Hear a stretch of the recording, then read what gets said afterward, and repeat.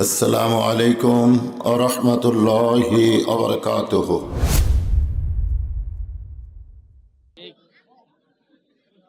রে আল্লাহর বান্দারা, হযরত আলী যার হাতে ঘোড়া দিয়ে মসজিদের মধ্যে ঢুকতেছেন, এই লোকটা হলো ঘোড়া চোর। জোরে কোন কি চোর? চোরের হাতে দেশ দিয়া, চোরের হাতে ঘোড়া দিয়া। জোরে কোন চোরের হাতে দেশ দিয়া, চোরের হাতে ঘোড়া দিয়া। কেউ যদি মসজিদে যায়, যতই সুন্দর মসজিদ হোক না কেন, যার হাতে ঘোড়া দিছে এই লোকটাকে। জোরে কোন ভাই, দেশটা কার হাতে আমরা দিছি এটা আমি শুনবার চাচ্ছি না। আমার ওয়াজ শুনলে আপনারা বুঝতে পারবেন। কারণ মাথায় যদি চুলকানি হয়, পায়ের পাতায় চুলকানি ওষুধ মালিশ করলে কোনোদিন চুলকানি ভালো হবে না। কারণ যেখানে রোগ সেইখানে ওষুধ মালিশ করা লাগবে। ধরে কোন ঠিক কিনা? আজকে আমাদের বাংলাদেশের পরিস্থিতি এমন কেন হলো? কেন আজকে 90% মুসলমানের দেশের মানুষের চরিত্র এত নিচের দিকে গেল? কেন আজকে মানুষ আর সত্য কথা বলতে চায় না? আজকে হক কথা বলতে গেলে এত ভয় অন্তরে কেন মানুষের? এগুলো জিনিস যখন আমি পুরাপুরি আপনাদের বলবো, তখন আল্লাহর ঈমান থাকবে না, আল্লাহর প্রতি ইয়াকিন পয়দা হবে। ইয়াকিন মানে দৃঢ় বিশ্বাস। ইয়াকিন যদি কারো পয়দা হয়, সে অবশ্যই ঈমানের সাথে দুনিয়া ছাড়বে। জোরে কোন সুবহানাল্লাহ। আমরা কি ঈমানের সাথে দুনিয়া ছাড়তে চাই না? হযরত আলী চোরের হাতে ঘোড়া দিয়ে আল্লাহর ঘর মসজিদের মধ্যে ঢুকতেছে। মসজিদে ঢোকার আগে সাইদ হওয়ার দরকার আছে না নাই? কোনো বেসাইদা মানুষ যদি মসজিদে ঢোকে, নামাজ হবে? বেসাইজ বোঝেন? বেসাইজ বোঝেন? মসজিদে ঢুকতে গেলে একটা নিয়ম মতো ঢুকতে হবে। সেই নিয়মটা হলো শরীর পাক, কাপড় পাক। সর্বপ্রথম যেই জিনিসটা বলা হয়েছে সেইটা হলো শরীর পাক। জোরে কোন কি পাক? কারো যদি শরীর না পাক হয়, ও যতই জুব্বা পরুক আর মাথায় টুপি দেখ, আর যতই সুন্দর করে সূরা কেরাত তেলাওয়াত করুক, ওর নামাজ কোনোদিন হবে না। কারণ নামাজ পড়তে গেলে প্রথম শর্ত হলো শরীর পাক। শরীর পাক মানে কি? সাবান দিয়ে গোসল করা, 10 বালতি পানি মাথার দেওয়া। শরীর পাক মানে শরীরের ভিতরেও পাক হওয়া লাগবে। কেউ যদি সুদের টাকার গোস্ত খায় আর ঘুষের টাকার মাছ খাইয়া বাগানতে গোসল করে ওযু করে যদি মসজিদে যায়, আল্লাহ বলে তোর বাহিরের চামড়া যতই পাক হোক না কেন, তোর গুদাম হলো না পাক। ধরে কোন কি? এই পেটটা হলো বিশ্ব গুদাম। আপনাদের এলাকায় একটা গুদাম আছে না নাই? এর নাম কি? বিশ্ব গোডাউন। ওই বিশ্ব গোডাউনের চাইতে এটা হলো আরো বড়। এর নাম হলো বিশ্ব গুদাম। এই গুদাম সাফ না করা পর্যন্ত কাম হবে না। শরীর পাক। জোরে কোন কি পাক? তারপরে হলো কাপড় পাক। এই দুইটা জিনিস সাইজ না হয়ে কোনোদিন মসজিদের মধ্যে যায় কাজ হবে না। আমরা বাংলাদেশের মুসল্লিরা নামাজ পড়ি, যারাই পড়তেছি তাদেরও চরিত্র খুব একটা ভালো হয় না। এই জন্য অনেকে বলে তুই নামাজ পড়েও যা, আমি না পড়েও তাই। আমার 5 ফিটের এক দোকানদার, পানের দোকানদার, আমি যখন মসজিদ থেকে বের হলাম, দোকানদার আমারে ডাক দেয়, বলে হুজুর আপনাকে একটা মারিফত দেখাবার চাই। মারিফত কি দেখা যায়? বলে হুজুর আসেন খাতায়। ওরা খাতায় দেখি 400 টাকা, 500 টাকা, 600 টাকা বাকি করছে পান খাইয়া। এরা সবাই 1 নম্বর কাতারের মুসল্লি। যারা সামনে কাতারে নামাজ পড়ে, এই মুসল্লিরাই পান খাইয়া 400-500 টাকা বাকি করছে। দোকানদার বলতে হুজুর টাকা চাইলেই দোকান তুলে দিবার চায়। এখন আপনার পিছনে সামনে কাতারে নামাজ পড়ে, এখন আপনি বলেন এরা কেমন মানুষ? আল্লাহ কয় নামাজের জোরে ফায়েসা কাট যাবে দূরে, পাক কোরআনের ওই আছে ঘোষণা। এখন আকাম কুকাম নামাজ রোজা একসাথে বান্দিয়া বোঝা, জাহান্নামে দিয়াছ রওয়ানা। আজও কেন আসল নামাজ ধরতে পারলা না? নামাজ খালি পড়লে হবে না, নামাজটা ধরা লাগবে। ধরে কোন কি করা লাগবে? আমার আল্লাহ কোরআন শরীফের মধ্যে বলেছেন, ইন্নাস সালাতা তানহানিল ফাহশাই ওয়াল মুনকার। একমাত্র নামাজই পারে মানুষকে যাবতীয় খারাপি থেকে বাঁচায়া দিতে। যারা নামাজ পড়তেছি তাদের চরিত্রটা যদি ভালো হতো, বেনামাজে আস্তে আস্তে কিন্তু নামাজে আসতো। জোরে কোন ঠিক কিনা? কিন্তু যারা নামাজ পড়তেছি তাদের চরিত্র খুব একটা ভালো না, যার কারণে বাংলাদেশে অনেকে নামাজ পড়বার চায় না। রে আল্লাহর বান্দা যারা নামাজ পড়েন তাদের বিরুদ্ধে বলতেছি না, আমরা সুন্দর করে শুদ্ধ করে নামাজ পড়বো, জোরে কোন ঠিক কি না? হযরত আলী আল্লাহর ঘর মসজিদের মধ্যে ঢুকতেছে ডান পায়ে, জোরে কোন কোন পায়ে? শুধু ডান পায়ে ঢুকতেছে না, জবান খুলে একটা দোয়াও পড়তেছে, আল্লাহুম্মা আফতাহলি আবওয়াবা রাহমাতিক। ইমাম গাজ্জালী রাহমাতুল্লাহ আলাইহি বলেন, এই দোয়া পড়ে ডান পায়ে কেউ যদি মসজিদের মধ্যে ঢুকে যায়, সে শুধু মসজিদের মধ্যে ঢুকলো না, ও যেন আল্লাহ রহমতের কোলে জায়গা পাইল। আল্লাহর রহমতের কোল বোঝেন? সুবহানাল্লাহ তো ঠিকই কইলাম ভাই, আমরা সুবহানাল্লাহ কর হাতের, কারণ সুবহানাল্লাহ বলতে গেলে কোনো মাদ্রাসায় ভর্তি হওয়া লাগে? সুবহানাল্লাহ শিখতে কোনো হুজুর ধরা লাগে? সবাই সুবহানাল্লাহ সুবহানাল্লাহ সবাই বলি, সুবহানাল্লাহ খুব বলি আমরা। বাংলাদেশের মুসলমান সুবহানাল্লাহ 1 নম্বর। সুবহানাল্লাহ ঠিকই কইছেন, বলবেন আপনারা, যতবার সুবহানাল্লাহ বলবেন ততবার জান্নাতে আল্লাহ একটা গাছ লাগাই দিবে। সে গাছের মালিককে? আল্লাহকে। যিনি সুবহানাল্লাহ বলবেন তিনি গাছটার মালিক হবেন। যতবার সুবহানাল্লাহ বলবেন ততগুলো গাছ আমার আল্লাহ লাগাই দিবে। এত বড় বড় গাছ আল্লাহ লাগাইবে যে গাছের ছায়া অতিক্রম করতে তেজস্বী ঘোড়ার লাগবে 500 বছর।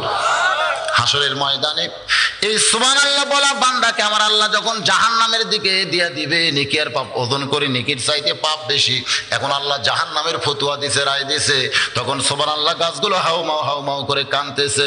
আল্লাহ ডাকতে বলে, রে গাছ এমন করে কেন কাঁদতেছিস? গাছগুলো বলবে, আল্লাহ আমাদের মালিকগুলো জাহান্নামে যায়, আমরা কার আশায় জান্নাতে দাঁড়িয়ে থাকি? আল্লাহ বলবে, গাছ রে তাহলে তোমরা কি চাও? গাছগুলো বলবে, মালিক যাবে যেখানে আমরাও যাব সেখানে। আল্লাহ বলবেন, গাছ রে তোদের মালিক জাহান্নামে যায়, আমি আল্লাহ তোদেরকে জাহান্নামে পুরাবার পারবো না। গাছগুলো বলবে, আল্লাহ এটাই যদি তোমার চাওয়া হয় তাহলে এই মালিকগুলো তো আমাদের দিকে ফিরে দিলেই লেটা চুকে যায়। আল্লাহ বলবেন, গাছ রে তোদের ওসিলায় ওই সকল জাহান্নামী বান্দাকে আবার জান্নাতি ঘোষণা করে দিলাম। তাহলে সুবহানাল্লাহ বলা লাভ আছে না নাই? সবাই বলতেও পারবে না। 3টা তাসবিহ একমাত্র ঈমানদার ছাড়া কেউ বলতে পারবে না। একটা হলো সুবহানাল্লাহ, একটা হলো আলহামদুলিল্লাহ, আর একটা হলো আল্লাহু আকবার। একমাত্র ঈমানদার যারা, তারা জবান খুলে বলবেই বলবে, সে যত গুনাহগার হোক, কিন্তু সুবহানাল্লাহ আলহামদুলিল্লাহ আল্লাহু আকবার বলবেই। কিন্তু যাদের ঈমান নাই, এদের এই জায়গাত একটা নফস এমন ভাবে আলাদা ভারী করে দিবে যারা মুখ খুলবে না। হযরত আলী আল্লাহর ঘরের মধ্যে ঢুকেই নিয়ত করছেন, চোরের হাতে ঘোড়া দিয়ে আল্লাহর ঘরের মধ্যে ঢুকি হযরত আলী নিয়ত করছেন। কিসের নিয়ত? জোরে কর, আরো জোরে কর। আমরা মসজিদের মধ্যে ঢুকি তো নামাজ পড়ার জন্যই, এই জন্যই আপনারা বলতেছেন হযরত আলী মসজিদের মধ্যে ঢুকি নামাজের নিয়ত করলেন। কিন্তু আল্লাহ কোরআন শরীফের মধ্যে বলেছেন, কদ আফলাহা মান তাযাক্কা ওয়া যাকারা ইসমা রাব্বিহি ফাসাল্লা। মুসল্লি হওয়ার আগে তোমাকে 3টা কাজ করা লাগবে। জোরে কোন, কয়টা? আমার আল্লাহ বলছেন, সফলতা যদি অর্জন করতে চাও তাহলে তোমার অন্তরের দিকে তুমি একবার তাকায় দেখো, নামাজ পড়ার পজিশনে তুমি আছো কিনা। 2 নম্বর হলো আল্লাহর জিকির করতে হবে, তারপরে তুমি মুসল্লি হও। আগে হলে চলবে না, কারণ সাইকেলের পেডেল মারতে মারতে মারতে মারতে কেউ যদি পেডেল বন্ধ করে দেয়, আপনারা বলেন সাইকেল যায় কি যায় না? কেন যায়? আগে পেডেল মারার কারণে সাইকেলের মধ্যে এমন একটা গতি তৈরি হয়েছে, আপনি পেডেল বন্ধ করলেও সাইকেল অনেক দূর যাবে। দুনিয়ার মহব্বতের কাজ করতে করতে করতে করতে তার অন্তরে এমন একটা দুনিয়ার মহব্বত ঢুকে গেছে, ওই মসজিদের মধ্যে যে দুনিয়া যদি না বের করে নামাজের নিয়ত করে, এই দুনিয়ার মহব্বত থাকতে থাকতেই তার নামাজটাও শেষ হয়ে যাবে। এই জন্য তো আযান আগে দেওয়া হয়। আযান আগে দেওয়ার কারণ কি? হ্যাঁ, আযান আগে দেওয়ার কারণ মানে আপনাকে ওযু করার জন্য, এটা করার জন্য, সেটা করার জন্য, গল্প মারার জন্য সময় দিছে। এত সময় দিছে কি জন্য? 15-20 মিনিট, আধ ঘন্টা। কারণ আযান হওয়ার সঙ্গে সঙ্গে ইযা নুদিয়া লিস-সালাতি মিন ইয়াউমিল জুমআহ ফাসআউ ইলা যিকরিল্লাহ, জুমা থেকে যখন আযান দেওয়া হবে, মুয়াজ্জিন যখন আযান দিবে, তখন ফাসআউ, সৈনিকের মতন জোরে জোরে তোমরা মসজিদের মধ্যে আসো। আসার পরে তোমার অন্তরকে আগে তাজকিয়া করো, তোমার অন্তরকে আগে পবিত্র করো, তারপরে আল্লাহর কিছুক্ষণ জিকির করো, আল্লাহকে স্মরণ করো, তারপরে ফাসল্লা, তারপরে তুমি মুসল্লি হও। দেখবেন বাজারের মধ্যে কোনো মসজিদ যদি হয়, দোকানদারা কিন্তু ঘড়ি দেখে, আজান দেওয়ার পরে ঘড়ি দেখে কয়টার সময় জামাতে, কয় 4:15 আসর হবে, কয় এখনো 10 মিনিট আছে। তাহলে ঘড়ি দেখতেছে আর দোকানদারি করতেছে। যেই মাত্র দেখছে আর 2 মিনিট আছে, তাড়াতাড়ি তালা তুলে লাগিয়া মসজিদের মধ্যে আইসা শেষ কাতারে, ফার্স্ট কাতার পাবে ওরা জীবনেও না, শেষ কাতারে আল্লাহু আকবার। যে নিয়ত করছে মন বলতেছে তাড়াতাড়ি তো তালা লাগাইলি ছোড়ানি, কারণ মুখ বন্ধ। আল্লাহু আকবার করার পরে মুখ বন্ধ, কিন্তু মন তো আর বন্ধ নাই। মনের মুখ গল্প করছে দেখে, রে পাগলা তাড়াতাড়ি তো তালা লাগাইলি ছোড়ানি। এই পকেটে দেখতেছে না, আচ্ছা মুখের কথা বন্ধ হয়েছে কিন্তু মনের কথা বন্ধ হয় নাই। এই মনের কথা বন্ধ করার জন্য আজান হওয়ার সঙ্গে সঙ্গে মসজিদ আসতে হবে।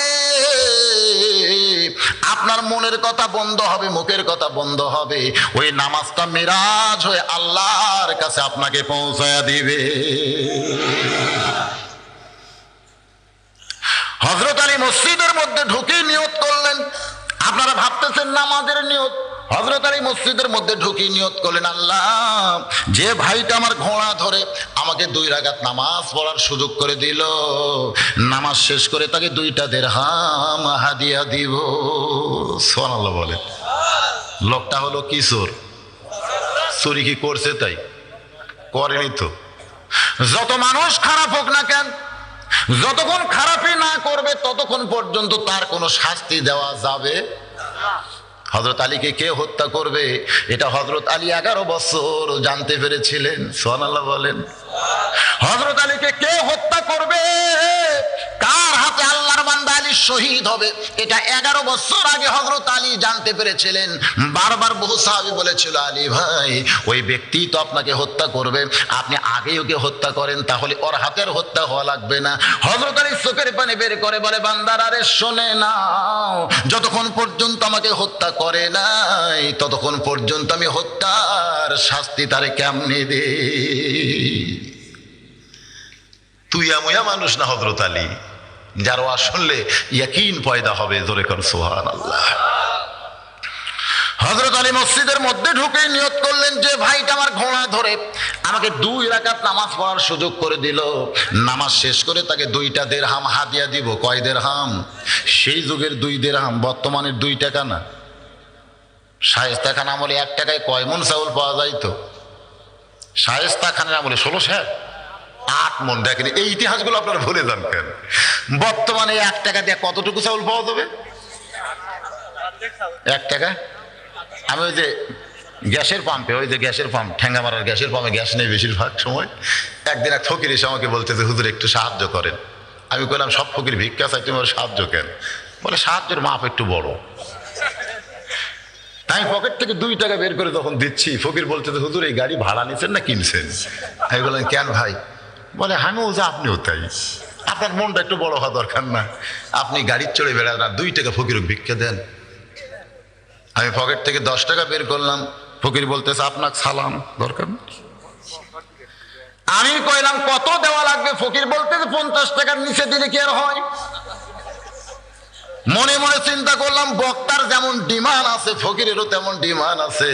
বর্তমান ফকিরেরা 1 টাকাও ভিক্ষার নিবার চায় না। জোরে কোন কথা ঠিক কিনা? আর শায়েস্তা খানের আমলে 1 টাকায় 8 মণ চাউল পাওয়া যাইতো। তার চাইতে আগের আমল হলো হযরত আলীর আমল।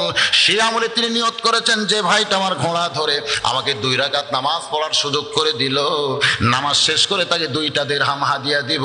এই কথার দ্বারা বোঝা গেল, ভালো কাজে যারা সহযোগিতা করবে তাদের হাদিয়া বেশি কম। আরো জোরে কোন? ইসলাম কিন্তু ভালো কাজে যারা সহযোগিতা করবে তাদের হাদিয়া বেশি দিবে। আগডম বাগডম ঘোড়াডম সাজে ঢাকঢোল লোক ঝাঁঝর বাজে, এই মিথ্যা শিক্ষা যারা শিখাবে তাদের বেতন হবে 500 টাকা। আর জালিকাল কিতাবুল লা রাইবা ফি হুদাল লিল মুত্তাকিন, এই সত্য কোরআন যারা শিক্ষা দিবে, ইসলামের আইন থাকলে তাদের বেতন হতো 60,000 টাকা। কিন্তু ইসলাম নাই বাংলাদেশে, খালি মুসলমান আছে। এই জন্য তো আমি দাসুরিয়ার এক চা স্টলে যখন চা খাচ্ছি, এক লোক সাইড থেকে বলতেছে, ইসলামও নাই শান্তিও নাই, ইসলামও নাই শান্তিও নাই। আমি বললাম, তুমি ঠিকই বলছো ভাই, ইসলামও যদি না থাকে, শান্তিও যদি না থাকে, তুমি ঠিক হয়েছে, ইসলাম না থাকলে শান্তি থাকবে না। বলে, হুজুর আমি যেটা বলতেছি আপনি সেটা বুঝতে পারতেছেন না। আমাকে মুসলমানের বেটা ইসলাম, হিন্দুর মেয়ে শান্তি কিনে উদাও হয়েছে। সকালে সবাই খুঁজতেছে, ইসলামও নাই শান্তিও নাই। আমি বললাম তোমার কথাও ঠিক আছে, আমার ধারণাও ঠিক আছে। ধরে ঠিক কি না? তোমার কথাও ঠিক, মুসলমানের সন্তান ইসলাম, হিন্দুর মেয়ে শান্তি কিনে গেছে, এটাও ঠিক আছে, কিন্তু আমি যেটা ভাবতেছি এটাও ঠিক। ইসলাম যদি না থাকে সেখানে শান্তি থাকবে? আমাদের বাংলাদেশে ইসলাম আছে, এই জন্য বাংলাদেশের শান্তি নাই। যতই শান্তির জন্য চর্চা করা হোক, 1 ইঞ্চি জায়গার উপরে শান্তি প্রতিষ্ঠা হবে না যতক্ষণ পর্যন্ত ইসলাম প্রতিষ্ঠা না হবে। জোরে কোন কথা ঠিক কিনা? যারা কোরআনের মাহফিলে বসেছেন ভাই, একটু মনোযোগ দিয়ে শোনেন, ইয়াকিন পয়দা হবে। হযরত আলী নিয়ত করেছেন, কারণ ভালো কাজে সহযোগিতা করবে তার হাদিয়া বেশি না কম? একই লোকের একটা সন্তান, খুব মহব্বতের ছেলে, ইংরেজি মাস্টার পড়ায়, মাস গেলে ১৫০০ টাকা প্রাইভেটের বেতন দেয়, বাংলার মাস্টারকে 1000 টাকা দেয়, তারপরে অঙ্ক যে পড়ায় তাকে মাসে 1200 টাকা দেয়। ওই একই ছেলেকে মসজিদের ইমাম 3 মাস হলে কোরআন পড়ায়, একটা বারও খেয়াল নাই। ইংরেজির মাস্টারকে 1500 টাকা দেয় মাসে, বাংলা দেয় 1000, অঙ্ক দেয় 1200, কিন্তু আল্লাহর কোরআন 3 মাস হলে ছেলেটাকে পড়াইতেছে, একটা বারো হুজুরের দিকে খেয়াল নাই। 3 মাস পরে যখন ছেলে কইছে আব্বু এখন আমি নিজে নিজেই কোরআন পড়বার পারি, তখন দেখতেছে হুজুরকে তো বিদায় করা দরকার। 3 মাস পরে হুজুরের দরবারে এসে সালাম দেয়, আসসালামু আলাইকুম হুজুর, আপনি কত কষ্ট করে আমার ছেলেকে কোরআন শরীফ পড়াইছেন। হুজুর আপনি কত কষ্ট করে ছেলেটাকে কোরআন পড়াইছেন হুজুর, তবে আমি শুনেছি আল্লাহর কোরআন শিক্ষা দিয়া হাদিয়া লওয়া জায়েজ নাই। হুজুর মনে মনে চিন্তা করে, আল্লাহ রে, এই হুজুর মারার ফতুয়া এর কে শিখাইলো? এটা হলো হুজুর মারা ফতুয়া। ধরে কোন কি মারা ফতুয়া? ইংরেজি মাস্টারকে মাস গেলে 1500 টাকা বেতন দেয়, ওখানে কোনো ফতুয়া নাই। অঙ্কের মাস্টারকে মাস গেলে 1200 টাকা বেতন দেয়, ওখানে ফতুয়া নাই। বাংলার স্যারকে 1000 টাকা দেয়, ওখানে ফতুয়া নাই। কিন্তু শুনেছি আল্লাহর কোরআন যারা শিক্ষা দেয় তাদের হাদিয়া নেওয়া জায়েজ নাই। ইমাম মনে মনে কাঁদতেছে, আল্লাহ কোন দেশে আমি জন্ম নিলাম, যেই দেশে হুজুর মারার ফতোয়া আছে কিন্তু অন্য কিছু মারার ফতোয়া নাই। এই দেশের নাম হলো বাংলাদেশ। জোরে কোন কি দেশ? যত ফতোয়া সব কার উপর? হুজুরের উপর। মাটির বাড়িতে ইমাম থাকে, মোবাইলে নেটওয়ার্ক পায় না। মোবাইলে কি পায় না? নেটওয়ার্ক পায় না। মাটির বাড়িতে ইমাম থাকে, ইমাম চিন্তা করে 4000 টাকাতে মোবাইল কিনলাম, যতক্ষণ বাইরে থাকি ততক্ষণ নেটওয়ার্ক পায়, কিন্তু ঘরের মধ্যে গেলেই তো নেটওয়ার্ক আর পায় না। একজন বলে হুজুর নেটওয়ার্ক যদি ঘরের মধ্যে পাওয়ার চান তাহলে 340 টাকা দিয়ে একটা অ্যান্টেনা কিনেন। সেদিন থেকে ইমাম সপ্তপদী মার্কেট থেকে মোবাইল অ্যান্টেনা কিনে বাঁশের মাথায় যখন লাগায় দিয়ে ওই তারটা দিয়ে যখন মোবাইলের পিছনে ঢুকায় দেয়, তখন থেকে মোবাইল নেটওয়ার্ক পায়। ইমাম ঘরের মধ্যে থেকে হ্যালো সালাম দেয়, কিন্তু এক তেলতেলা গোয়েন্দার রাস্তা দিয়ে যাওয়ার সময় দেখতেছে বাঁশের মাথায় অ্যান্টেনা। হুজুর তাহলে টিভিও কিনছে? বাঁশের মাথায় কি? আচ্ছা মোবাইল অ্যান্টেনা না টিভির অ্যান্টেনা, এটা বোঝার দরকার আছে না নাই? ওই না বুঝি গ্রামের মধ্যে বলতে যে কিয়ামত হবে, কিয়ামত হবে, কিয়ামত হবে। সবাই বলতে যে কিয়ামত কেন হবে? বলে মসজিদের ইমাম হয়ে টিভি দেখতেছে, আমি নিজের চোখে দেখে আসলাম। মসজিদের ইমাম হয়ে টিভি দেখতেছে, আমি নিজের চোখে দেখে আসলাম এই ইমামের পাশে আর নামাজ হবে না। ওই বেটা 3 মাসও মসজিদে যায় না, কিন্তু সেই দিন জোহরে নামাজ পড়ার জন্য মসজিদের মধ্যে ঢুকছে। সবাইকে বলতেছে কার পাশে তোমরা নামাজ পড়ো, তোমাদের নামাজ হবে না, এই জন্যই তো আমি মসজিদে আসি না। সবাই বলতে যে কি হয়েছে ভাই? বলে ইমামদের টিভি দেখতেছে, এটা কি তোমরা জানো? আমি নিজের চোখে দেখে আসলাম, তোমরা যার পাশে নামাজ পড়ো সেই হুজুর টিভি দেখতেছে। সমস্ত মুসল্লি চমকে বলে ইমাম হইয়া যদি টিভি দেখে তার পাশে আমরা নামাজ পড়ব না। আজ থেকে নতুন ইমাম আমরা নিয়োগ দিব। তেলতলা গোয়েন্দারের কথা মতো সমস্ত মুসল্লি জড়ো হয়ে বলতেছে এই ইমাম যখন আর চলবে না, নতুন আর একটা ইমাম নিয়োগ দেওয়া দরকার। নতুন একটা ইমাম নেওয়ার চিন্তা যখন মুসল্লিরা করতেছে, এমন সময় ইমাম সাহেব মসজিদের ভিতরে ঢুকতেছে, দোয়া পড়ে আল্লাহুম্মা ফতাহলি আবওয়াবা রাহমাতিক। এই দোয়াটা যখনই শেষ, মুসল্লি বলতেছে আপনার চাকরি নাই। ইমাম বলে কি হয়েছে ভাই? বলে আপনি ইমাম হয়ে টিভি দেখেন, আপনি ইমাম হয়ে টিভি কিনছেন, এই জন্য আপনার পাশে আমরা নামাজ পড়বো না। ইমাম জোরহাত করে বলতেছে ভাইজান আমি তো টিভি দেখিনি, টিভি কিনেও নাই। কেমনে বুঝতেছেন ভাই?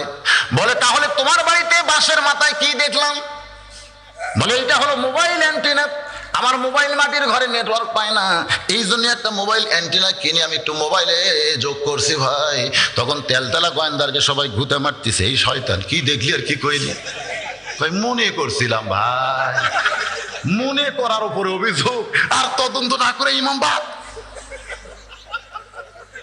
মনে করার উপর অভিযোগ আর তদন্ত না করে ইমাম বাদ। আমাদের বাংলাদেশের আলেমদের অবস্থা হয়েছে তাই, তোর এখন ঠিক কিনা? মনে করার উপর অভিযোগ আর তদন্ত না করি জেলখানা। এখন জেলখানার মধ্যে রেখে তদন্ত করে বেড়েছে, দেখতেছে একটাও নাই। এখন সাইডা যদি বিপদ হয়,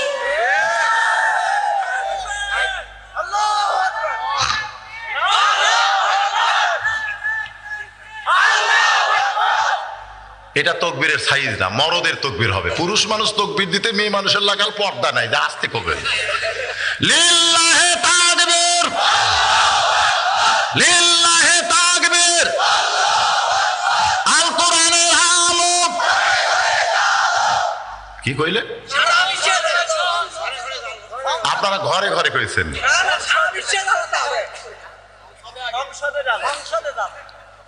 ঢাকাতে একটা ওয়াসা টাঙ্কি বানাইছে, আপনারা দেখছেন? ঢাকায় ওয়াসা একটা টাঙ্কি বানাইছে, যে টাঙ্কির মধ্যে 2 কোটি লিটার পানি আটে। এত বিশাল একটা ওয়াসা টাঙ্কি বানাইয়া ঢাকার সমস্ত বাসায় পানি সাপ্লাই দিছে। কিন্তু এই টাঙ্কির মধ্যে আছে একটা মরা মোষ।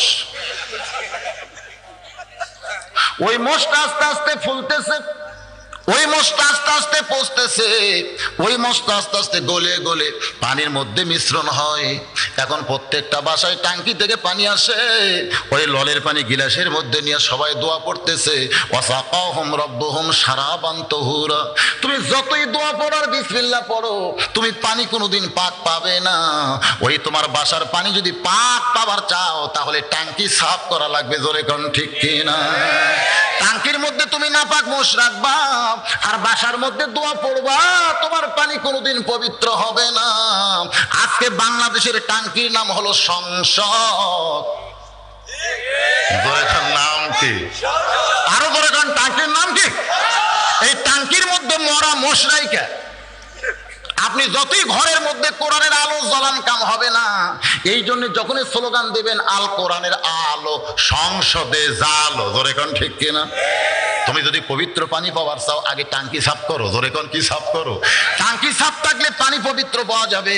আমরা বাংলার মুসলমান ঘরের মধ্যে কোরআন পড়ে কোনো লাভ পাচ্ছি না ভাই। ওই সংসদের মধ্যে আমরা আল্লাহর কোরআনের আইন চাই। জোরে কোন কি চাই? এই জন্য সবাই বলতে হবে, যারা যুবক আছো বাবা, কোরআনের পক্ষে যদি আজকে তোমরা স্লোগান দিবার পারো, এই স্লোগানটা জান্নাতের দরজা তোমাদের জন্য আল্লাহ খুলে দিবে। আল কোরআনের আলো, আল হাদিসের আলো। মাশাআল্লাহ, আমার সামনে যে পুরুষ মানুষ বসে আছে এ ব্যাপারে আমার কোনো সন্দেহ নাই। এবার চলে আসি মূল আলোচনায়। হযরত আলী মনে মনে চিন্তা করে, আল্লাহ, যে ভাইটা আমার ঘোড়া ধরে আমাকে 2 রাকাত নামাজ পড়ার সুযোগ করে দিল, নামাজ শেষ করে তাকে 2টা দিরহাম হাদিয়া দেব। এই হাদিয়া দেওয়ার নিয়ত করে হযরত আলী 2 রাকাত নামাজের নিয়ত করলেন। জোরে কোন কয় রাকাত? 2 রাকাত নামাজের যখন নিয়ত করেছেন, এদিকে ঘোড়া চোর মনে মনে চিন্তা করে, লোকটা আমার হাতে ঘোড়া দিয়া মসজিদের মধ্যে ঢুকে যদি ঘোড়ার দিকে তাকায় থাকে, তাহলে আমি যতই নিয়ত করে ঘোড়া ধরি, চুরি করা যাবে না। আগে দেখতে হবে লোকটার নামাজের সাইজ কি রকম। জোরে কোন ঠিক কিনা?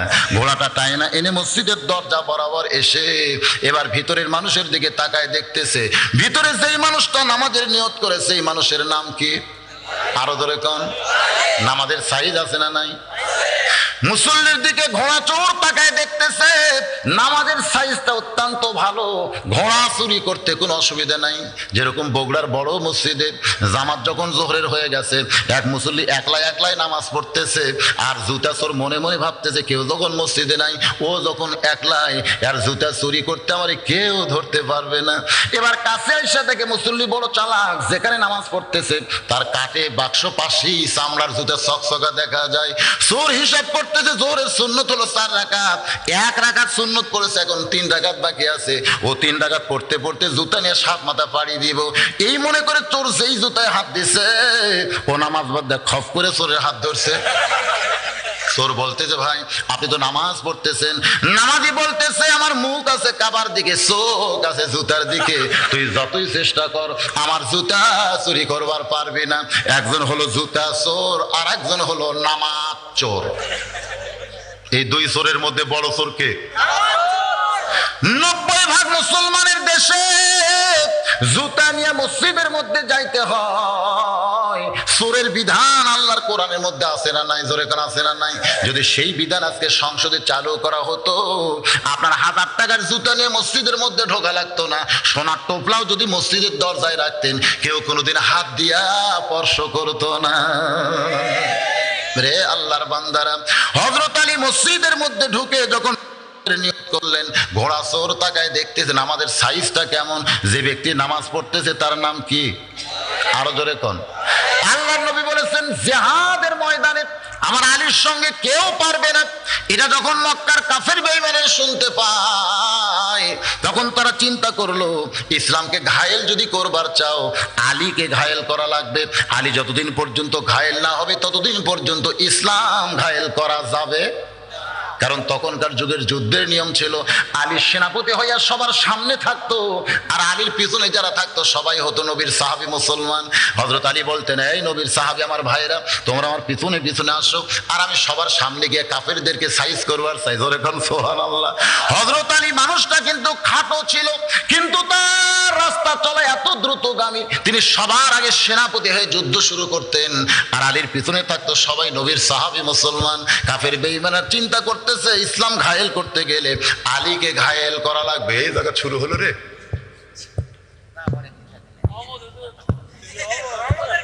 হ্যাঁ, রহমতের পানি, মাশাআল্লাহ। আপনাকে মাথার উপর আগে পড়া শুরু। এই জন্যই তো বলে, হুজুর জোরে গেলেও দাওয়াত পাশে, আসতে গেলে কত পায় খাওয়া কাছে, লিওরের পানি আমার মাথার পড়তে তো রহমতের পানি। এই মহব্বত হুজুরের উপরে, তাই না? কিরে ভাই, এটা একটু সাপ্লাই দেওয়া যায়? ট্যাঙ্কি কি এখানেই কানা হলো নাকি রে? না, খুব জোরে পড়তেছে তো, এই জন্য একটু সরাই নেই নাকি? একটু সরাই নেই। হবে আলোচনাটা পুরাপুরি শুনলে বুঝতে পারবেন ইমান কারে কয় আর ইয়াকিন কারে কয়। বাগানগো মক্কার কাফের বেঈমানরা চিন্তা করতেছে, ইসলামকে যদি ঘায়েল করতে চায়, তাহলে ঘায়েল করতে হবে কাকে? আরো ধরে কোন। সমস্ত কাফের বলে, আলীকে ঘায়েল করবা কেমনে? যে সাহস করে আলীর সামনে যায়, আলী তারে জাহান্নামে পাঠায় দেয়। আজ পর্যন্ত সাহস করে সামনে গেছে এমন কোন কাফের কোনোদিন ফিরে আসে নাই। তাহলে কেমনে আলীকে ঘায়েল করবে? একজন কাফের বলতেছে, আলীকে ঘায়েল করতে গেলে পিছন দিক থেকে মারতে হবে, সামনে দিক থেকে মারা যাবে না, মারতে হবে কোন দিক দিয়া? আসলে কাফের বেঈমানের চরিত্র পিছন দিক থেকে মারার। জোরে কোন ঠিক কিনা? একজন কাফের বলে, কেমনে পিছন দিক থেকে মারবে? কারণ আলীর পিছনে যারা থাকে তারা সবাই মুসলমান, নবীর সাহাবী, তাহলে পিছন দিক থেকে মারারও কোনো বুদ্ধি নাই। একজন যুবক বলতেছে, ও কাফের নেতারা, তোমরা পিছন দিক থেকে মারতে চাও আলীকে, কিন্তু কেমনে মারবে তোমরা বুঝতে পারতেছো না। আলীকে যদি পিছন দিক থেকে মারতে চাও, তাহলে আমাদের মধ্যে একজনকে মুসলমান সাজতে হবে। আবার যখন যুদ্ধ শুরু হবে, ওই নবীর সাহাবীদের মধ্যে থাইকা বিষাক্ত তীর আলীর পিছন দিক থেকে মারতে হবে। মুসলমান না সাইজা কাফের হয়ে আলীকে মারা যাবে না, মুসলমান হইয়া পিছন দিক থেকে মারতে হবে। সেদিন থেকে একটা কাফের মুসলমান সাজা শুরু করলো। আবার যুদ্ধ হলে পিছন দিক থেকে মারবে। নবীর পিছনে নামাজ পড়ে, নবীর সাহাবীদের মতন জুব্বা পরে, মাথায় পাগড়ি দেয়। সাহাবীরা বুঝতে পারলো না, সবাই মনে করলো এ তো আমাকেরই ভাই। আমরাও বুঝতে পারতেছি না, আমাদের মধ্যে এখন অনেকগুলো মুসলমান সেজে ঘুরে বেড়াইতেছে। জোরে কোন ঠিক কিনা? খালি নাম মুসলমান আছে, কিন্তু কাম মুসলমান নাই। যেরকম একজন মুসলমান নাম আছে ডক্টর ইউনূস। জোরে বলেন, নাম কি? নবীর নামে নাম। আইরে কি সুন্দর নাম, ধরার বুদ্ধি নাই। নবী ইউনুস নবীরে খাইলো মাছেতে গিলিয়া, ফেরেশতা পাঠাইলেন আল্লাহ ইসমে আজম দিয়া, দমে দমে শহর দম পড়ছে ইসমে আজম, মাছের উদর হইতে বাঁচাইলো প্রাণ। জোরে কন আল্লাহু আল্লাহু, তুমি জাল্লে জালালুহু, শেষ করা তো যায় না গে তোমার গুণগান।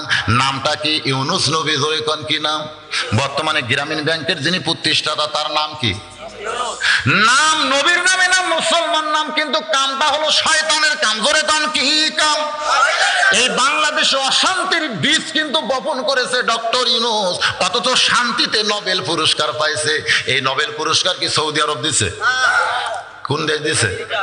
সৌদি আরব যদি দিত, যদি ইরাক দিত, ইরান দিত, মুসলমান কোন রাষ্ট্র দিত, তাহলে বুঝতে পারতেন ডক্টর ইউনূস শান্তি প্রতিষ্ঠা করছে। কিন্তু যখন খ্রিস্টান ইহুদি দিছে তখন বুঝতে হবে নবী বলেছেন মুসলমানের সবচাইতে বড় দুশমনের নাম হলো খ্রিস্টান আর ইহুদি।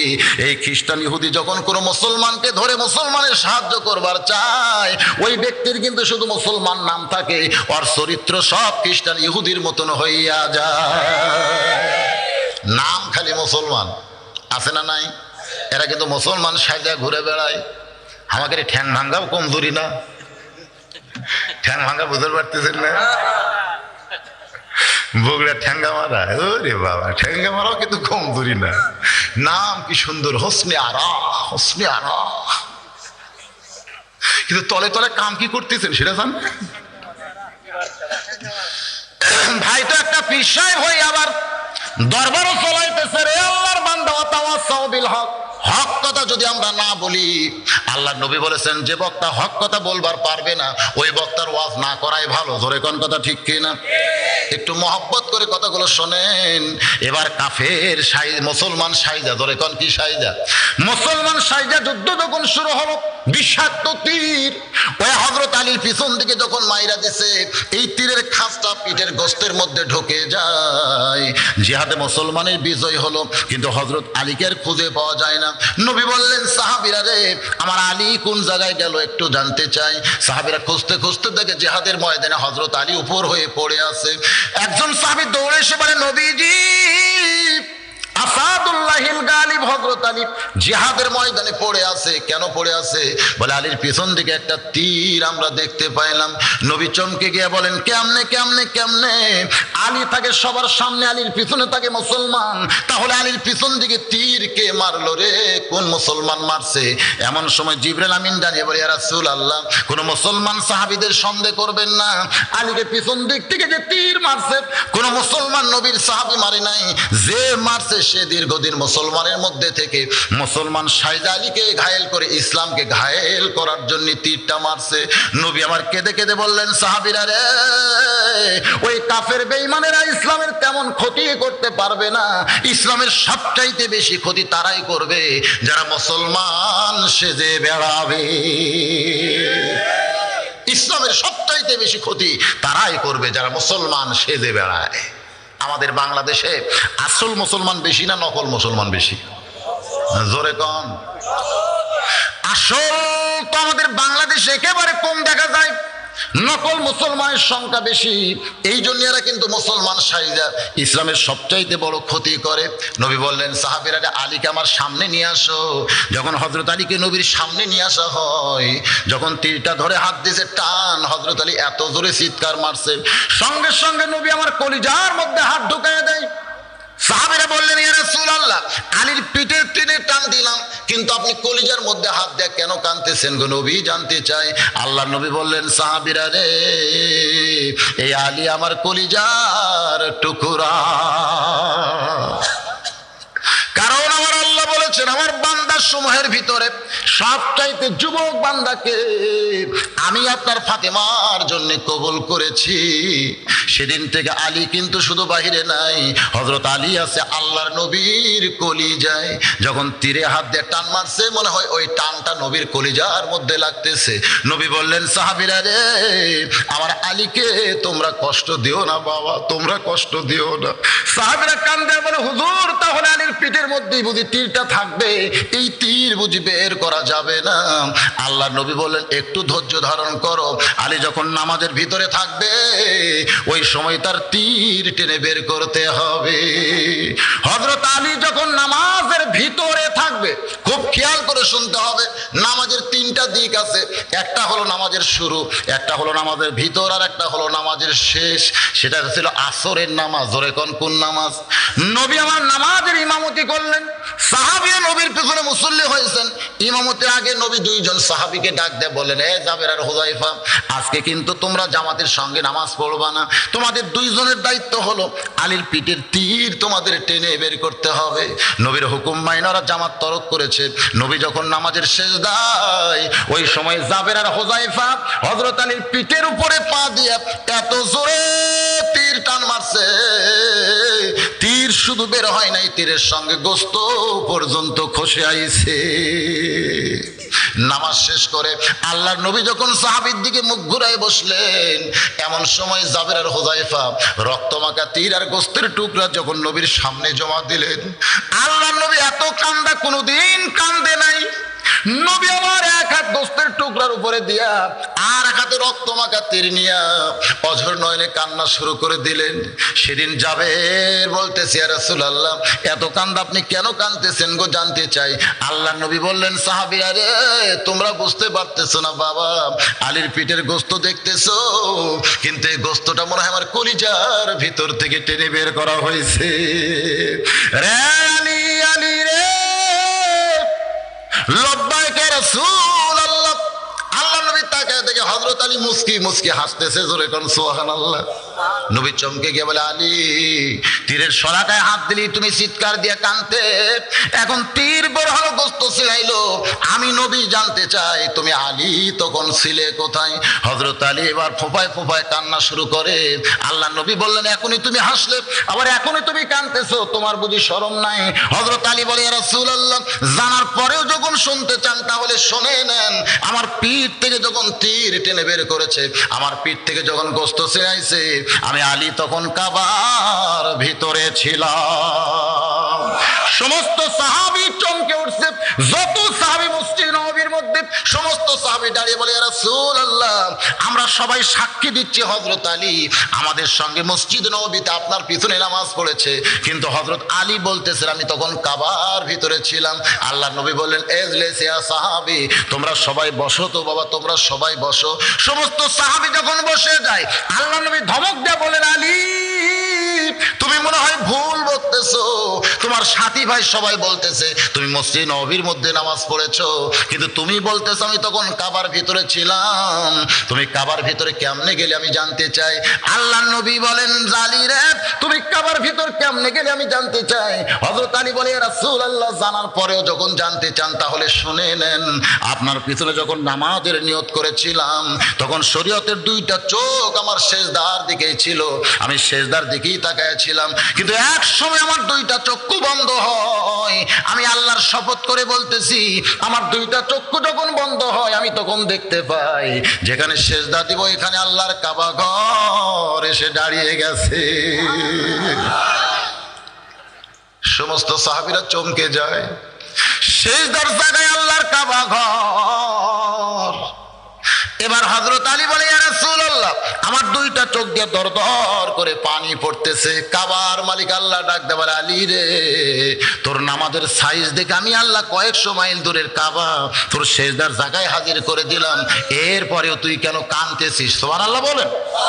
তোর নামাজের কি দেখে সাইজ? ধরে কোন, তোর নামাজের কি দেখে সাইজ দেখে আমি আল্লাহ খুশি হইয়া কয়েকশো মাইল দূরের কাবা তোর সেজদার জায়গায় হাজির করে দিলাম, এরপরেও তুই এমন করে কেন কান্দিস? এ কথা কে বলতেছে? আরো ধরে কর। আল্লাহ কি বান্দার সঙ্গে কথা কয়? কয় না? যখন আপনি কোরআন শরীফ পড়বেন, আপনি কিন্তু কোরআন পড়তেছেন না, আপনি তখন আল্লাহর সঙ্গে গল্প করতেছে। এই জন্যে আল্লাহ নবী বলেছেন, সাহাবীরা রে, মুসা শুধু নিজে কালিমুল্লাহ ছিল, কিন্তু তার উম্মতেরা কালিমুল্লাহ হবার পারে নাই। কিন্তু আমার উম্মতেরা যারা কোরআন শরীফ পড়বে, কঠিন হাসরের ময়দানে মুসা নবীর সঙ্গে কালিমুল্লাহ টুপি পরে আল্লাহ তাদের জান্নাত দিয়া দিবে। তাহলে আপনার যখন কোরআন পড়েন তখন কার সঙ্গে কথা কন? বান্দার সঙ্গে আল্লাহ কথা কয়। আল্লাহ সঙ্গেও বান্দা কথা কয়।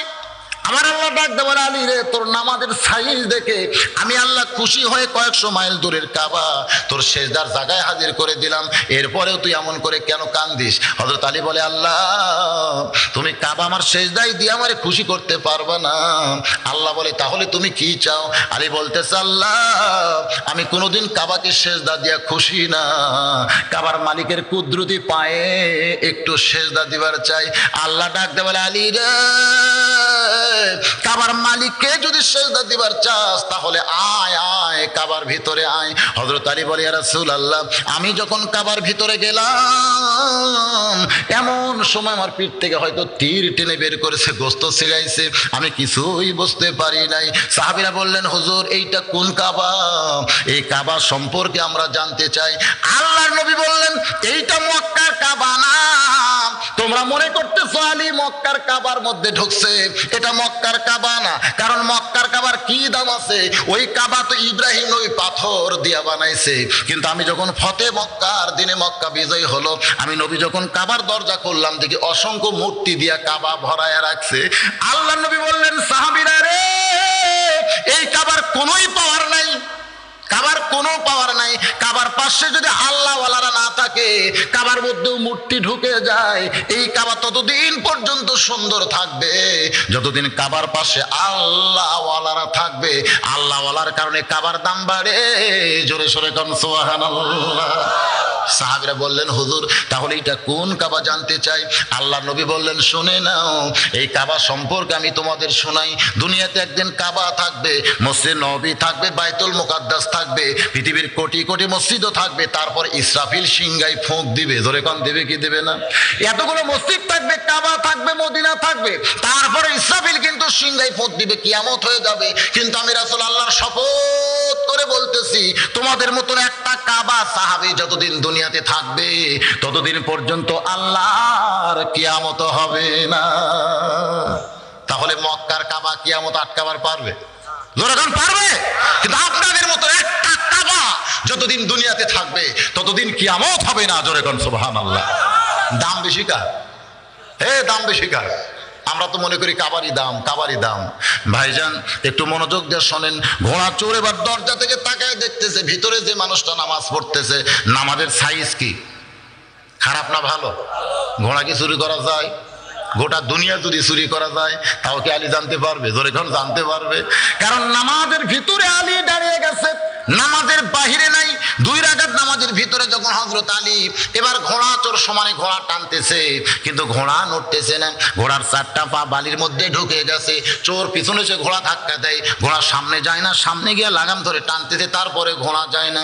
ঘোড়া চোর মনে মনে চিন্তা করে, এত আশা করে চুরি করার নিয়তে ঘোড়া ধরলাম, এরপরেও যখন ঘোড়া টানি যায় না, ধাক্কা দিলেও সামনে যায় না, এই ঘোড়া তো চুরি করা যায় না। কোন ঘোড়া ধরলাম রে, কোন ঘোড়া ধরলাম? কারণ ঘোড়া হযরত আলী রে চিনে, কিন্তু ঘোড়া ধরা মানুষ আলী রে চিনে না। সুবহানাল্লাহ। চিনা চিনির একটা ব্যাপার আছে না নাই? যেমন নমরুদের আগুন, চুলার আগুন কিন্তু ইব্রাহিম নবীকে চিনে। জোরে কর সুবহানাল্লাহ। কিন্তু নমরুদ আগুনকে চিনে না। ঘোড়া ধরার মানুষটা আলীরে চিনে না, কিন্তু ঘোড়া হযরত আলীরে চিনে। এই জন্যই চোর সমানে টানতেছে, ঘোড়া যখন নড়তেছে না, চোর রাগ করে ঘোড়ার মুখের লাগাম খুলে নিয়ে যখন চইলা যায়, মনের মধ্যে একটা হিংসা হয়েছে, চুরি করার নিয়তে ধরলাম, যখন ঘোড়া চুরি করার পারতেছি না, ঘোড়ার লাগাম আর আমি মুখে রাখবো না, আস্তে করে ঘোড়ার লাগাম খুইলা নিয়ে চোর যখন চইলা যায়, এমন সময় আল্লাহর বান্দা হযরত আলী 2 রাকাত নামাজ শেষ করে মসজিদ থেকে বের হচ্ছেন। বের হওয়ার আগে 2টা দিরহাম হাতের মধ্যে নিয়েছেন। সুবহানাল্লাহ। যদি পকেটের মধ্যে থাকে তাহলে কি? পকেটের মধ্যে যদি 2টা দিরহাম থাকে, যদি বাহির হইয়া দেখে যে ঘোড়া তো ঠিকই আছে, মানুষটা ধরি আছে, টাকা 2টা দিব না, আমি তার ওরে দিবার চাইনি, এটা তো মনে মনে ধরে কারণ ঠিক কি না? এরকম নফস ধোকা দেওয়ার পারে কি পারে না? পারে না।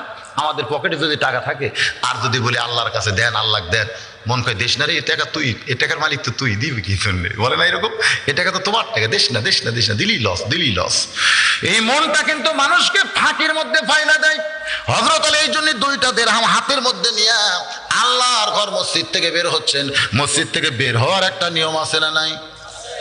কোন পায়ে? শুধু বাম পায়ে বের হলে হবে না, জবান খুলে একটা দোয়াও পড়া লাগবে। আল্লাহুম্মা ইন্নী আসআলুকা মিন ফাদলিক। হযরত আলী যখন মসজিদ থেকে বের হচ্ছেন সরাসরি ঘোড়ার দিকে তাকায় নাই, কারণ আল্লাহ বলতেছে মুমিন পুরুষ যারা হবে তারা যখন রাস্তা চলবে তখন তাদের নজর থাকবে কোন দিকে? জোরে কোন? পায়ের দিকে, নিচের দিকে। কুল্লিল মুমিনিনা ইয়াগুদ্দু মিন আবসারিহিম। আল্লাহ কোরআন শরীফের মধ্যে বলেছেন মুমিন পুরুষ যারা হবে তারা যখন রাস্তা চলবে তখন তাদের নজর থাকবে মাটির দিকে। মাটির দিকে তাকায় যদি প্রত্যেকটা মুমিন পুরুষ রাস্তা চলে, আর রাস্তা দিয়ে যদি শাবনুর পপি ঘুরে বেড়ায়, লাভ আছে? এই মেয়েরাদের রাস্তায় সাইজ হয়ে ঘরে, কি জন্য ঘরে জানে? কি জন্য ঘরে? যদি মেয়ে সুন্দরী হয়ে কেবল সেই রকম সাইজে রাস্তায় ঘুরতেছে, কিন্তু একটা পুরুষও তাকায়নি। রাসূল বলেছেন ভুল কর্মে যদি একবার নজর যায় দ্বিতীয়বার তাকানো জায়েজ নাই। একবার তাকাইছে, তাকানোর পর এই যে মাটির দিকে তাকাইছে আর মেয়ের দিকে তাকাই না। মেয়ে বাড়ির যে কান্নাকাটি করতেছে, একজন বলে কান্দিস কেন? কয় আমার ঢপ নাই। তো ঢপ নাই কেমনে বুঝলি? কয় যে মরদ একবার আমারে দেখছে সে আর দ্বিতীয়বার দেখে নাই। আমার সাইজ যদি ভালো হতো বারবার কুত্তের মতন তাকায় থাকতো, কিন্তু একবার দেখার পর আর কেউ তাকায়নি। আজকে যদি আল্লাহর হুকুম নবীর হাদিস আমরা আমল করি তাহলে একটাও বেয়াসাইজা মেয়ে রাস্তায় আসবে না। ধরে কোন ঠিক কিনা? রাস্তায় মেয়েরা কেন আসে? আসার পিছনে কারণ হলো আমরা খালি বারবার ওদের দিকে তাকাই আর মিস কল মারি। বাজান গো, আজকে যুবকেরা উত্তর পাড়া, দক্ষিণ পাড়া, পশ্চিম পাড়ায় ঘুরতেছে। এই মেয়েরা কেন তারা বের হচ্ছে? কারণ এই যুবকদের মিস কলের কারণে।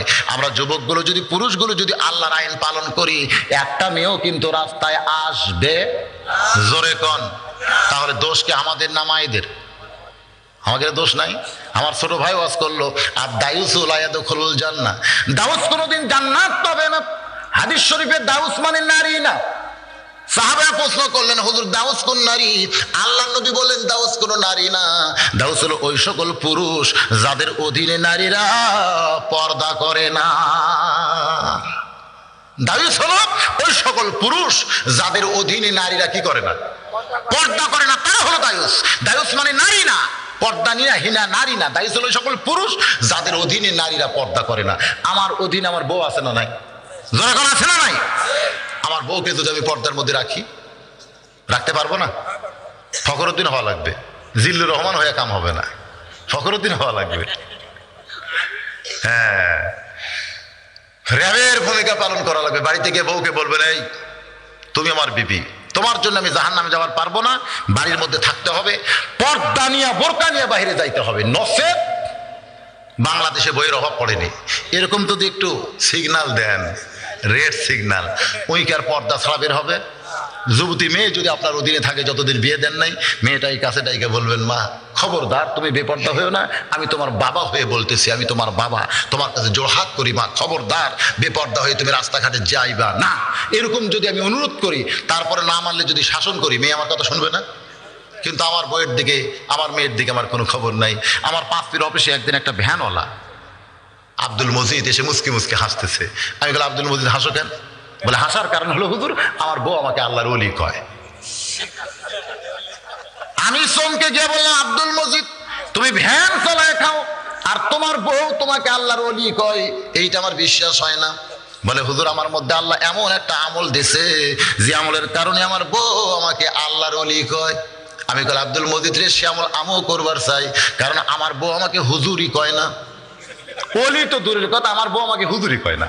যখন ভাত দেবে তখন বলে সাদিয়ার আব্বাসের ভাত খান, যখন বালতি ভরে সাদিয়ার আব্বাসান গোসল করেন। আমি একদিন রাগ করে বলেছিলাম এই লক্ষ লক্ষ মানুষ আমার হুজুর কয়, আর তুমি বাড়ির বউ হয়ে হুজুর কইলে কি হয়? আর বউ খালি মুসকে মুসকে হাসি আর কয় জনগণ আপনাকে চিনে না এই জন্য হুজুর কয়, কিন্তু আমি আপনাকে চিনি, হুজুর হওয়া এত সহজ নয়। সেই দিন আমি বুঝেছি বউয়ের কাছে হুজুর হওয়া খুবই কঠিন, ধরে কোন ঠিক কিনা? কিন্তু আব্দুল মজিদ ভ্যান চলায়, ওর বউ নাকি ওকে আল্লাহর ওলি কয়। আমি কইলাম আমার বিশ্বাস হয় না। কয় হুজুর সত্য কথা, আল্লাহর শপথ আমার বউ আমাকে আল্লাহর ওলি কয়। তুমি তাহলে কি আমল করো আব্দুল মজিদ শুনতে চাই। বলে হুজুর আমার আমল হলো আমি গত বছর চা খাই না, পান খাই না, বিড়ি সিগারেট কিছু খাই না, 1 টাকা 2 টাকা করে জমায় 1000 টাকা দিয়ে একটা জামদানি শাড়ি কিনে বউকে দিছি। আমার বউ 1000 টাকার শাড়ি, রিক্সাওয়ালা ভ্যানওয়ালার বউ যদি 1000 টাকার দামের দামদানি শাড়ি পায়, মন খুশি না বেজার? বউ শাড়ি চুমা খায়, বুকত লাগায়, কোন জায়গায় নিয়ে যায় তার ঠিক নেই। যাকে তাকে সব মেয়েকে বলে আমার স্বামী আমার রিক্সা চলায় খায়, তারপরে 1000 টাকার শাড়ি কিনে দিছে। আমি বললাম বিবি রে, মানুষের তো অনেক দেখাইলা, এবার শাড়ি পরে আমার সামনে একটু দাঁড়াও। আমার বউটা যখন জামদানি শাড়ি পরে আমার সামনে দাঁড়াইছে, হুজুর আমি যেন চোখ বন্ধ করে দেখি বউটা আমার দুনিয়াতে নাই, বউটা আমার জান্নাতের বাগানে যেন হুর হইয়া ঘুরতেছে। বউটাকে আমি আদর করলাম, বউটা শাড়ি পরে থাকলো, আমি চলে গেলাম বাইরে। কিছুক্ষণ বাড়িতে পড়াইসা দেখি শাড়ি আর বইয়ের পরনে নাই। আমি গেলাম, বিবিরে শাড়ি কি করছো? বলে তোমার ছোট ভাই কইছে শাড়িটা ভালো না, তোমার ছোট ভাই কইছে শাড়িটা ভালো না। আব্দুল মজিদ কয় হুজুর আমি হলাম স্বামী, আমার পছন্দের শাড়ি আমার বউকে কিনে দিছি, কিন্তু দেওরা কইছে শাড়িটা ভালো না। আর ভাবির সে কথা এমন পছন্দ হয়েছে শাড়িটার পরলই না। আমি বললাম শাড়িটা ভালো, তোমার কোলে হবে তাই, তোমার ভাই বলতেছে শাড়ি ভালো না, আমি আর পরবই না। শাড়ি কার জন্য? স্বামীর জন্য না দেওয়ার জন্য? জোরে এখন কার জন্য? কিন্তু দেওরা কইছে ভালো না, আর বউটা আমার শাড়ি পরলই না। এই বছর রমজানের প্রথম দিকে আমার বউ বলতেছে স্বামী গো আমার শাড়ি আমি কিনবার চাই, আমার 1000 টাকা দেন, আমি মার্কেটে গিয়ে শাড়ি কিনবো, আপনার শাড়ি কেনার আর কোনো দরকার নাই। আমি আব্দুল মজিদ চমকে গেলাম, বর্তমান মেয়েদের মার্কেটে যাওয়ার কোনো পরিবেশ ধরে কোন আছে? আমি বললাম বিবি রে মার্কেটে যাওয়ার পারবা না, মার্কেটে যাওয়ার পরিবেশ নাই। বউটা খালি ঘ্যান ঘ্যান করে কান্দে, আর আপনার শাড়ি আমি নিব না, আমার শাড়ি আমি কিনবার চাই। আমি তখন দৌড়ে গিয়ে দরজা লাগালাম, আমার বাড়ির দরজাতে একটা তালা মারলাম। আমার বউটা বলে তালা মারছো কেন? বলে একটু দেরি করো। আমি দৌড়ে গিয়ে কোদাল হাতে নিলাম, বারান্দায় মারছি চোট। আমার বউ চিল্লায় বলে স্বামী গো দরজা বন্ধ করে বারান্দায় চোট মারলা কেন? আমি বললাম মানুষ মরলে বহু কবর বাইরে খুঁড়েছি, কিন্তু আজকে জীবিত মানুষের জন্য কবর তার বাইরে খোঁড়া যায় না, এই জন্য বাড়ির মধ্যে কবর খুঁড়তেছি। বউ বলে কোন জীবিত মানুষকে কবর দিবা? বলে তুই আমার বউ হইয়া মার্কেটে যাবার চাস, তোরে কবর না দেওয়া পর্যন্ত আমার কলিজার মধ্যে শান্তি নাই। এই জন্য আবার যখন চোট ধরছি হুজুর, আমার বউ দৌড়ে এসে আমার 2টা পা চাইপা ধরে বলে এখনই শাড়ি এনে আমি পরতেছি, এবছর শাড়ি দেওয়া লাগবে না, দুনিয়ার কারো পছন্দের দরকার নাই, আপনি যা বলবেন আমি তাই। বউটা যখন পা ধরে সমানে কাঁদতেছে, আমি আস্তে করে কোদাল ফাইলা দিলাম। আমার বউটা একটু দূরে গিয়ে মুসকি মুসকি হাসতেছে। আমি বললাম বিবিরে তুমি কি পাগলি হয়ে গেলে? এখনই কানলে আবার এখনই হাসতেছে। আমার বউটা বলে স্বামী গো এতদিন বিশ্বাস করতাম আপনি আমার স্বামী, কিন্তু কিছুক্ষণ আগে কোদাল দিয়ে যে আমল শুরু করছেন তখন আমার বিশ্বাস হয়েছে আপনি শুধু স্বামী না, আপনি হলেন আল্লাহর ওলি।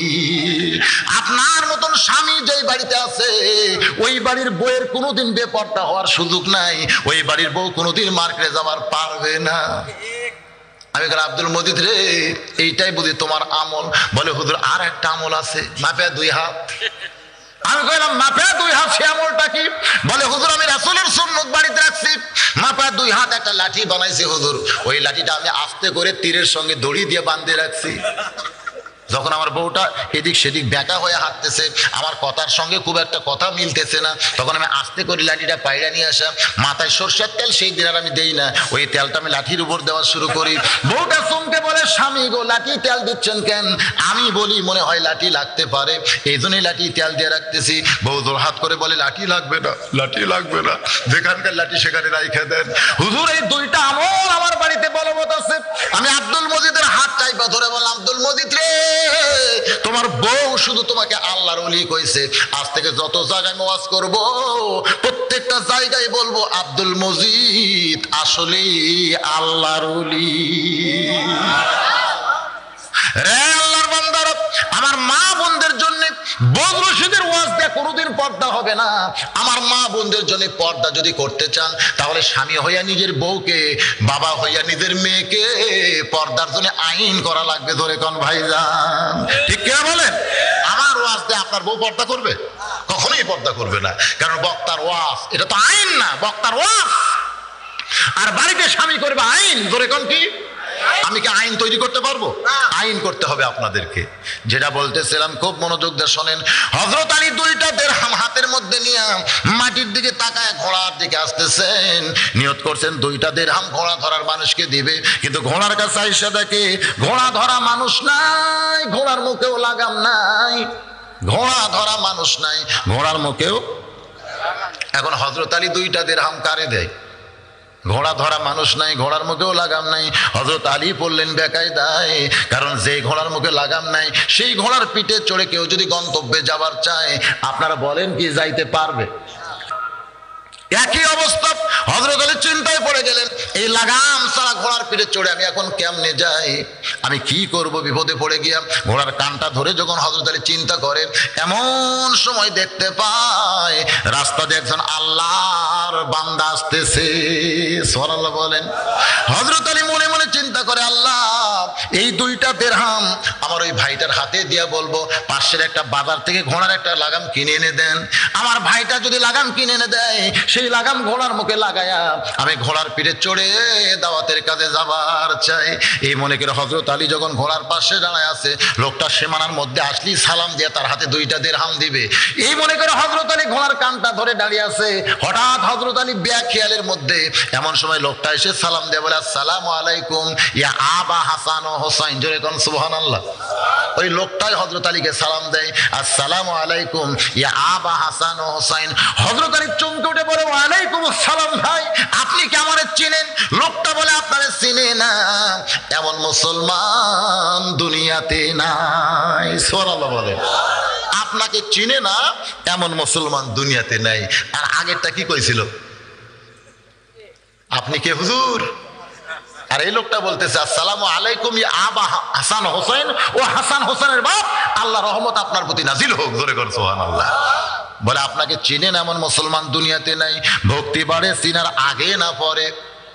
জোরে কন, ভক্তি কখন বাড়ে? এই যে আপনাদের কৈশোর কানার একটা গ্রাম নাই, ওই কানারে এক লোক ওই আপনার চার একটা দোকান দেয়, ওই রেলগেটের ওই সাইডে দোকান দিচ্ছিল।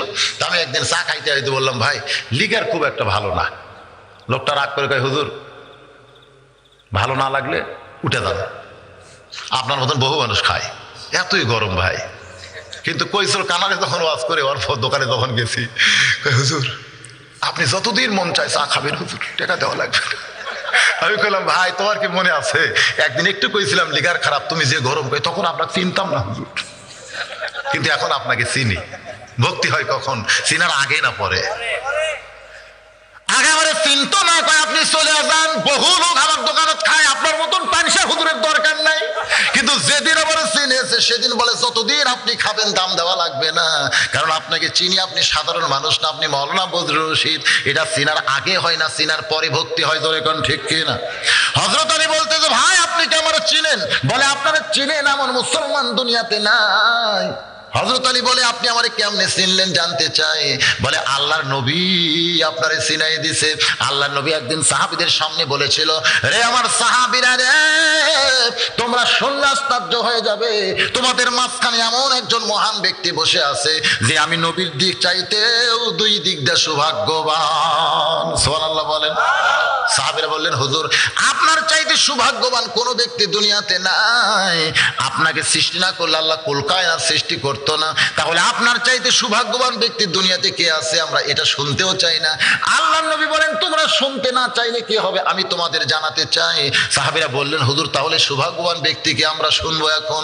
আল্লাহর নবী বললেন, তাহলে শুনে নাও, বাবা আদম থেকে আমি নবী পর্যন্ত যত নবী দুনিয়াতে আইছে, এই নবীর বিবিরা জান্নাতি, কিন্তু জান্নাতি নারীদের নেত্রী কোন নবীর বিবি হতে পারবে না। জান্নাতি নারীদের নেত্রী হবে আমার কলিজার টুকরা মা ফাতেমা। এই ফাতেমার স্বামী যিনি, তিনি হলেন পৃথিবীর সব চাইতে যোগ্য স্বামী। ধরে কর না সুবহানাল্লাহ। আল্লাহ নবী বলেন, আমার চাইতেও স্বামীর দিকটা আমি হলো সৌভাগ্যবান, কারণ তার বউটা হলো জান্নাতি নারীদের নেত্রী। নেত্রী রে সাহাবীরা শুনলে আরো আশ্চর্য হবে। বাবা আদম থেকে আমি নবী পর্যন্ত যত নবী দুনিয়াতে আইছে, এই নবীর সন্তানেরা জান্নাতি নবী হওয়ার পারবে, কিন্তু জান্নাতি যুবকদের সর্দার কোন নবীর সন্তান হতে পারবে না। জান্নাতি যুবকদের সর্দার হবে আমার কলিজার টুকরা হাসান আর হোসাইন। এই হাসান হোসেনের বাবা যিনি, তিনি হলেন পৃথিবীর সবচাইতে সৌভাগ্যবান বাবা। আল্লাহ নবী আপনারা চিনাই দিছে, আপনারা চিনেন এমন মুসলমান দুনিয়াতে আছে? হুজুর আপনি এভাবে দাঁড়ায় আছেন। বলে, ভাই 2টা দিরহাম নাও, বাজার থেকে এটা লাগাম কিনে এনে দাও। লাগাম কেন? বলে, আমার ঘোড়ার মুখে তো লাগাম নাই।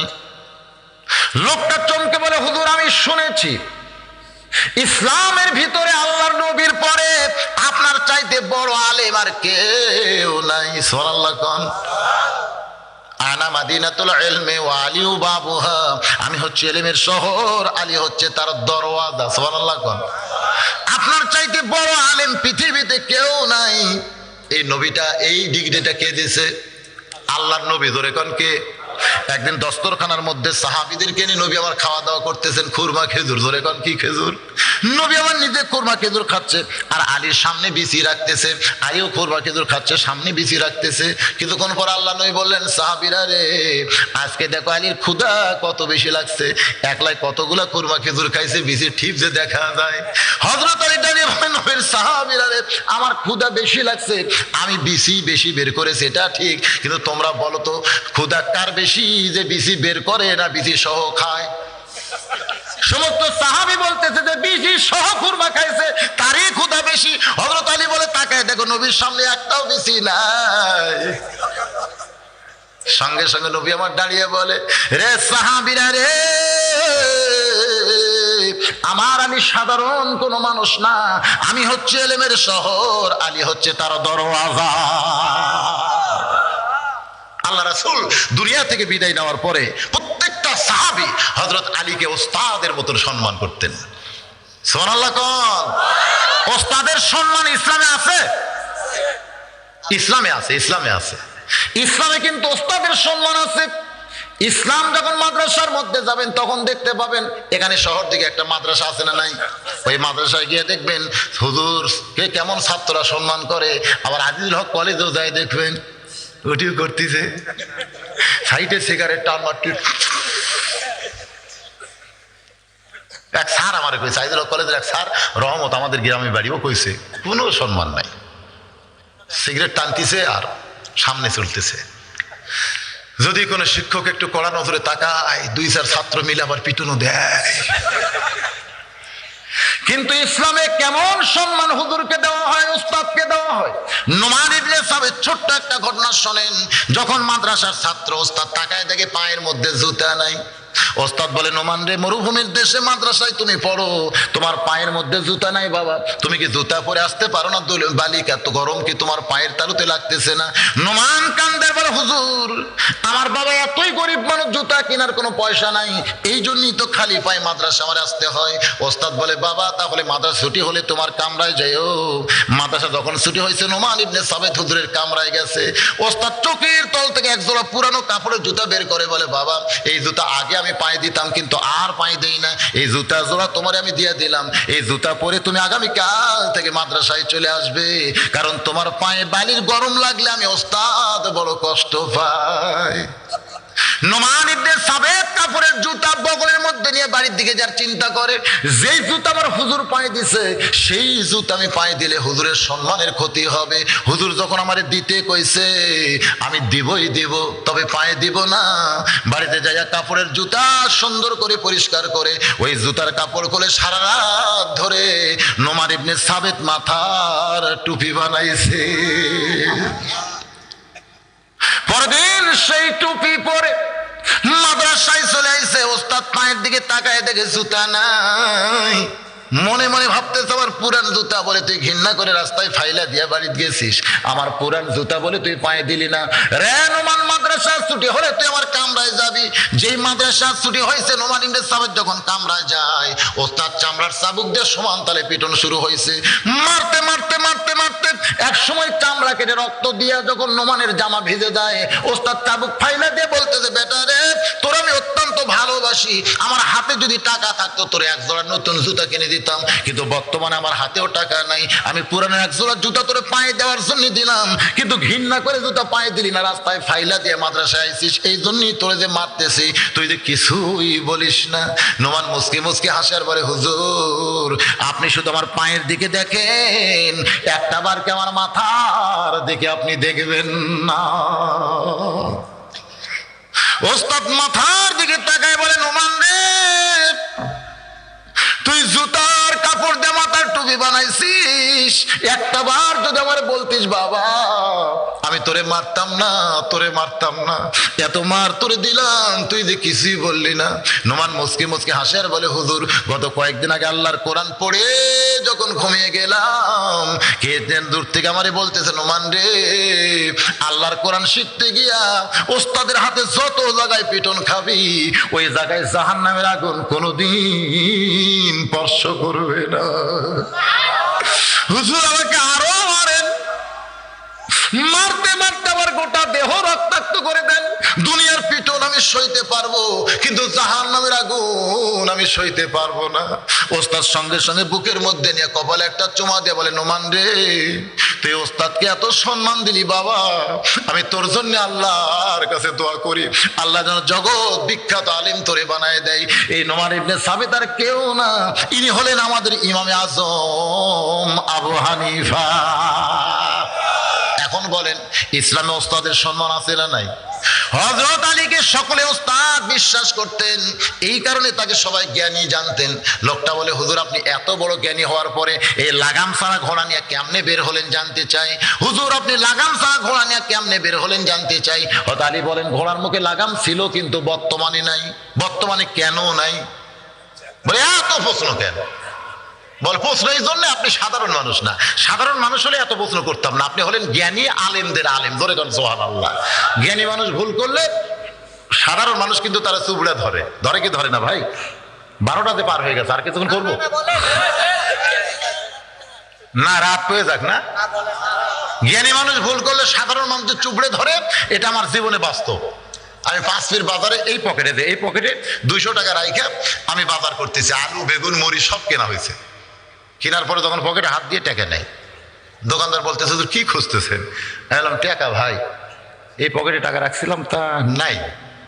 হে হুজুর আপনি ওয়াজ করেন না? হ্যাঁ ওয়াজ করি তো। আপনার ওয়াজ জনগণ শোনে? শোনে তো না। কোন পকেটে টাকা রাখা লাগবে সেটা যে জানে না, তার ওয়াজ জনগণ শোনে? হুজুর এই পকেটের মধ্যে টয়লেট পেপার মেসোয়াক চিরুনি এগুলো রাখবেন, আর টাকা রাখবেন এই পকেটে। আপনি এত বড় আলেম হইয়া কোন পকেটে টাকা রাখা লাগবে সেটাই আপনি জানেন না। আপনি ওয়াজ করেন, জনগণ আপনার ওয়াজ শোনে? আমি কইলাম ভাই টাকা হারাছে আমার, আর তুমি হয়েছে গরম। গরম হবে না মানে? আপনার শিক্ষিত মানুষ কোন পকেটে টাকা রাখা লাগবে তাই জানেন না? আমি দৌড়াত করে বললাম ভাই তোমার ব্যাগের সব কিছু ঢালে নেও, ব্যাগটা খালি আমারে দাও। বলে হুজুর আপনি গোটা দোকান নিয়ে যান, আমার আপত্তি নেই, কিন্তু আপনি এই ভুল করলেন কেন? সাইড থেকে একজন বলতে যে কি হয়েছে রে? আমি দৌড়াত করে বললাম ভাই ভাই তুমি যা দেওয়া দিছো অকার খয়ো না, ও যদি আবার তেমন দেয়। আমি যখন বাজার নিয়ে 5 ফিট স্টেশনের দিকে আইলাম, সবাই বলতে হুজুর আপনার পকেটের টাকা নাকি পকেট মারছে। হাই রে সর্বনাশ, যাই শুনতেছে তাই বলতেছে হুজুর আক্কেল নাই রে, কোন পকেটে টাকা রাখা লাগবে আক্কেল নাই।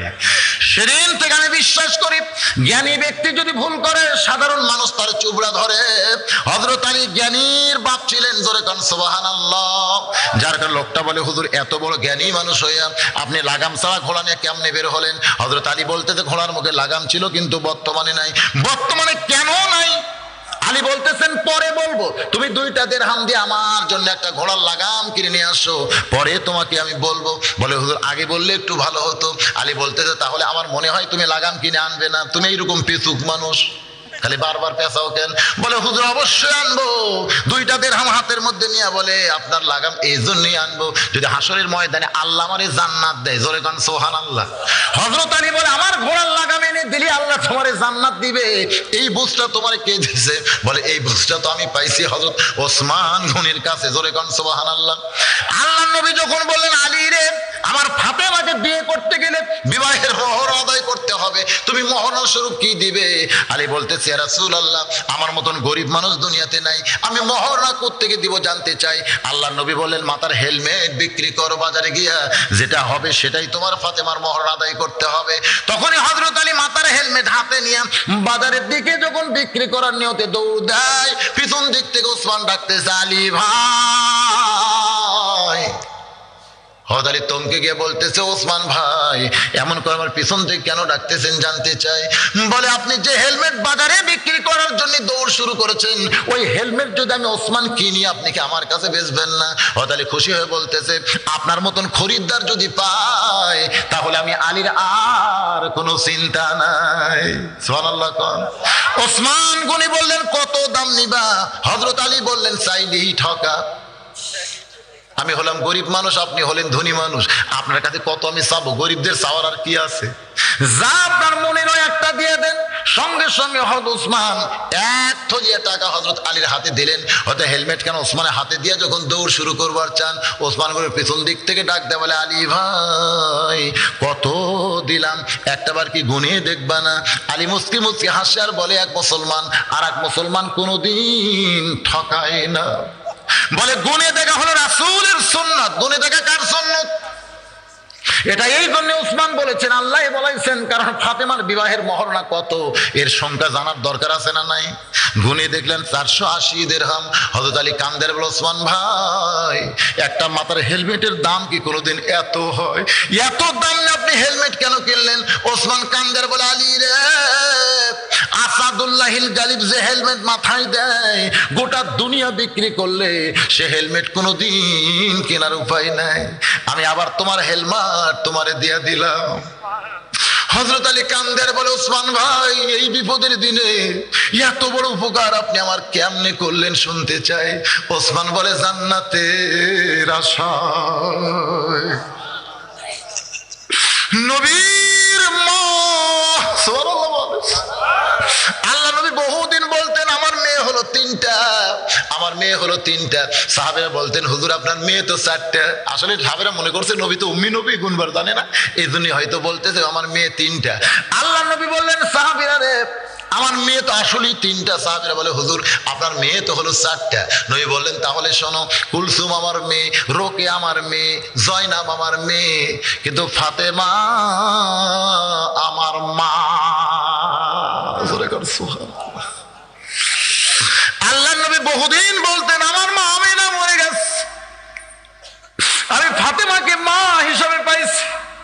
বহুদিন উম্মে কুলসুম বলছে, বাবা আপনি ক্ষুধার জ্বালায় পেটে পাথর বেঁধে বসে থাকেন, ও বাবা আপনার জামাই হলো মক্কা মদিনার সবচাইতে ধনী, আপনি আমার বাড়িতে আসবেন, ভালো মন্দ পাক করে আপনাকে খাওয়াবো, আপনি যেন আর ক্ষুধা নিয়ে কোনোদিন থাকেন না। আল্লাহ নবী বলতেন, অবশ্যই আসবো। কিন্তু যেদিন নবী উম্মে কুলসুমার বাড়ি যাইতেন, সেদিন নবী দাঁত খিলাল করতে করতে যাইতেন। উম্মে কুলসুমা বলতেছেন, ও বাবা দাঁত খিলাল করতেছেন, বলে, পেট ভরা আছে মা, যাওয়ার সময় তোরে একটু দেখার জন্য আইছিলাম।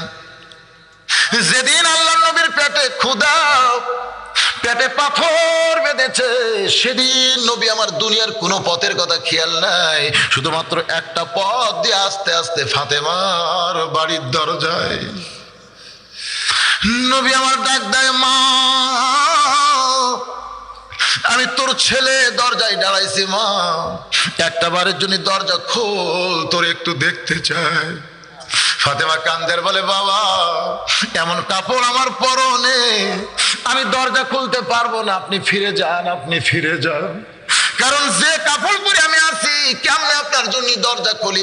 আল্লাহ নবী মাথার পাগড়ি এক টান দিয়ে খুলে জানলা দিয়ে দিয়া বলে, মা এই মাথার পাগড়ি পরে তুই দরজা খোল। ফাতেমা কান্দের বলে, যার জুতার পরশে আল্লাহর আরশ ধন্য হয়ে যায়, সেই নবীর মাথার পাগড়ি কি কোনোদিন পরা যায়? আল্লাহর নবী বলে, সবাই আমার নবী মানবে, তাহলে আমার ছেলে হিসাবে কে ডাকবে? আমি কোনোদিন তোর কাছে নবী হওয়ার চাই না মা, আমি তোর সন্তান হয়ে তোরে মা মা বলে ডাকতেছি, আমার পাগড়ি তোর পড়তে কোনো অসুবিধা নাই, মা দরজা খোল। তুই দরজা না খুললে এই দরজায় আমি বসে থাকবো, আমি কিন্তু যাব না। আল্লাহ নবী যখন দরজায় বসতে চায়, এমন সময় বলে, বাবা দেন আপনার পাগড়ি দেন। এবার নবীর মাথার পাগড়ি নিয়ে ফাতেমা সেই পাগড়ি পরে যখন দরজা খুলে দেয়, আল্লাহ নবী আস্তে করে জুব্বা তুলে বলে, মা এই জন্যই তো তোর বাড়িতে আইছি মা, ক্ষুধার জ্বালায় বড় কষ্ট পাই, তাড়াতাড়ি একটু খাবার দে তো মা, একটু খাবার দে। ফাতেমা কান্দের বলে, বাবা উম্মে কুলসুম কতদিন আপনাকে বলে ক্ষুধা লাগলে আপনি তার বাড়িতে যাবেন, কিন্তু ভুল করে আপনি ফাতেমার বাড়িতে আইছেন বাবা। আজকে 3 দিন হলে ফাতেমার বাড়িতে কোনো খাওয়া না। আল্লাহ নবী বলে মা তাহলে তোর ডান হাতখানা দে তো মা, আমি একটু কি যেন করতে চাই। মা ফাতেমা যখন ডান হাতখানা নবীর দিকে দেয়, নবী আমার আস্তে করে নবুয়তের মুখ দিয়ে চুমা খায়, বলে আল্লাহ আমার মায়ের হাতের মধ্যে যে এত মজা, এক চুমা খাওয়ার সঙ্গে সঙ্গে আমার ক্ষুধা তৃষ্ণা সব দূর হয়ে যায়।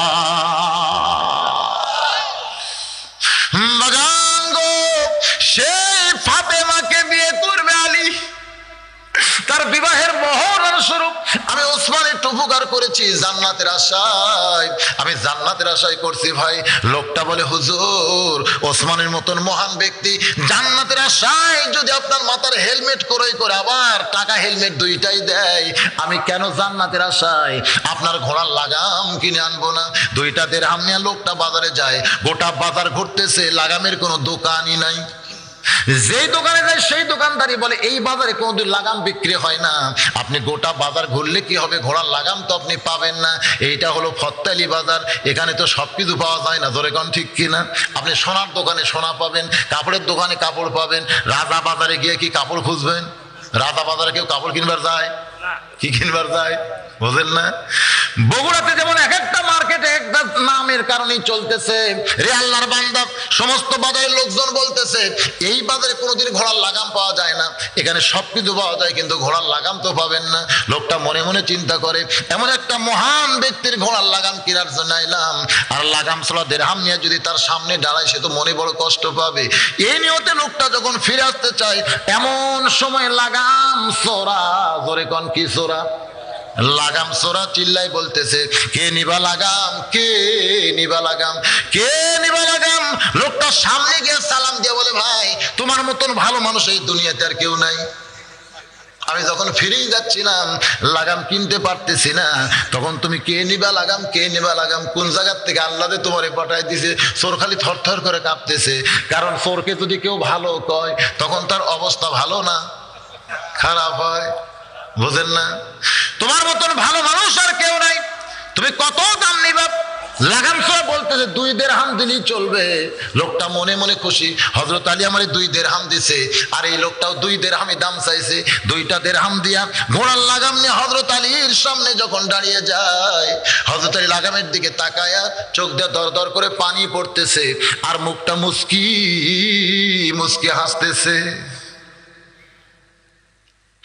বাগান গাছকের আলোচনায় আমি বলতেছি ইমান থেকে ইয়াকিন আমাদের পয়দা হবে। হযরত আলী 2 চোখ দিয়ে দর দর করে পানি পড়তেছে, আর মুখটা মুস্কি মুস্কি হাসতেছে। আমার রাসূল বলেছেন ইত্তাকু ফিরাসাতাল মুমিনিনা ফাইন্নাহু ইয়ানজুরু বিনুরিল্লাহ, মুমিনদের দৃষ্টি নজরকে তোমরা ভয় করো, তারা তোমাদের মতন দেখবে না, তারা যা দেখবে আল্লাহর নূরের সাহায্যে। জোরে কোন সুবহানাল্লাহ। তারা যা দেখবে কি দিয়া? আল্লাহর নূর দিয়া। আমরা 2 চোখ দিয়ে যা দেখি তাই বিচার করি, জোরে কোন ঠিক কিনা? এই 2 চোখ দিয়ে দেখলে হবে? 2 দিক দিয়ে চোখ দেখলে আমাদের অনেক সময় ঈমানটা নষ্ট হবে। ইয়ানজুরু বিনুরিল্লাহ, নূরের চোখ দিয়ে দেখতে হবে। নূরের চোখ যদি খুলতে চান কোন জিনিসটা হাতে নিতে হবে ভাইজান? আল্লাহর কোরআন। সুবহানাল্লাহ বলেন। এই কোরআনকে নূর বলা হয়েছে, আলো বলা হয়েছে। এই কোরআন যত তেলাওয়াত করবেন, ওয়াইজা তুলিয়াত আলাইহিম আয়াতুহু জাদাতুহুম ঈমানান। আজকের এই মাহফিলে তো কোনো কালেকশন নাই, আছে? দেখেন যদি চেষ্টা, মানে আমি ওয়াজ করতেছি ভাইজান, একজন পিছন থেকে বলতেছে বেশি রাত না, ফজর নামাজ পড়বে না, ঠিক আছে তো? বাড়ির যে ঘুম পড়া লাগবে ফজরের নামাজ, আসলে তো তাই, বেশি রাত জায়গা যদি ঘুম দেই নামাজ যদি না হয়। মুরব্বী যা বুঝে ঠিকই বুঝছে, কিন্তু একটা মন্ত্র আমি আপনাদের শিখাই দিব, এইটা যদি আপনারা তেলাওয়াত করে ঘুমাইয়া যান আল্লাহ আপনাদের চেতন করে দিবে। সুবহানাল্লাহ কোন?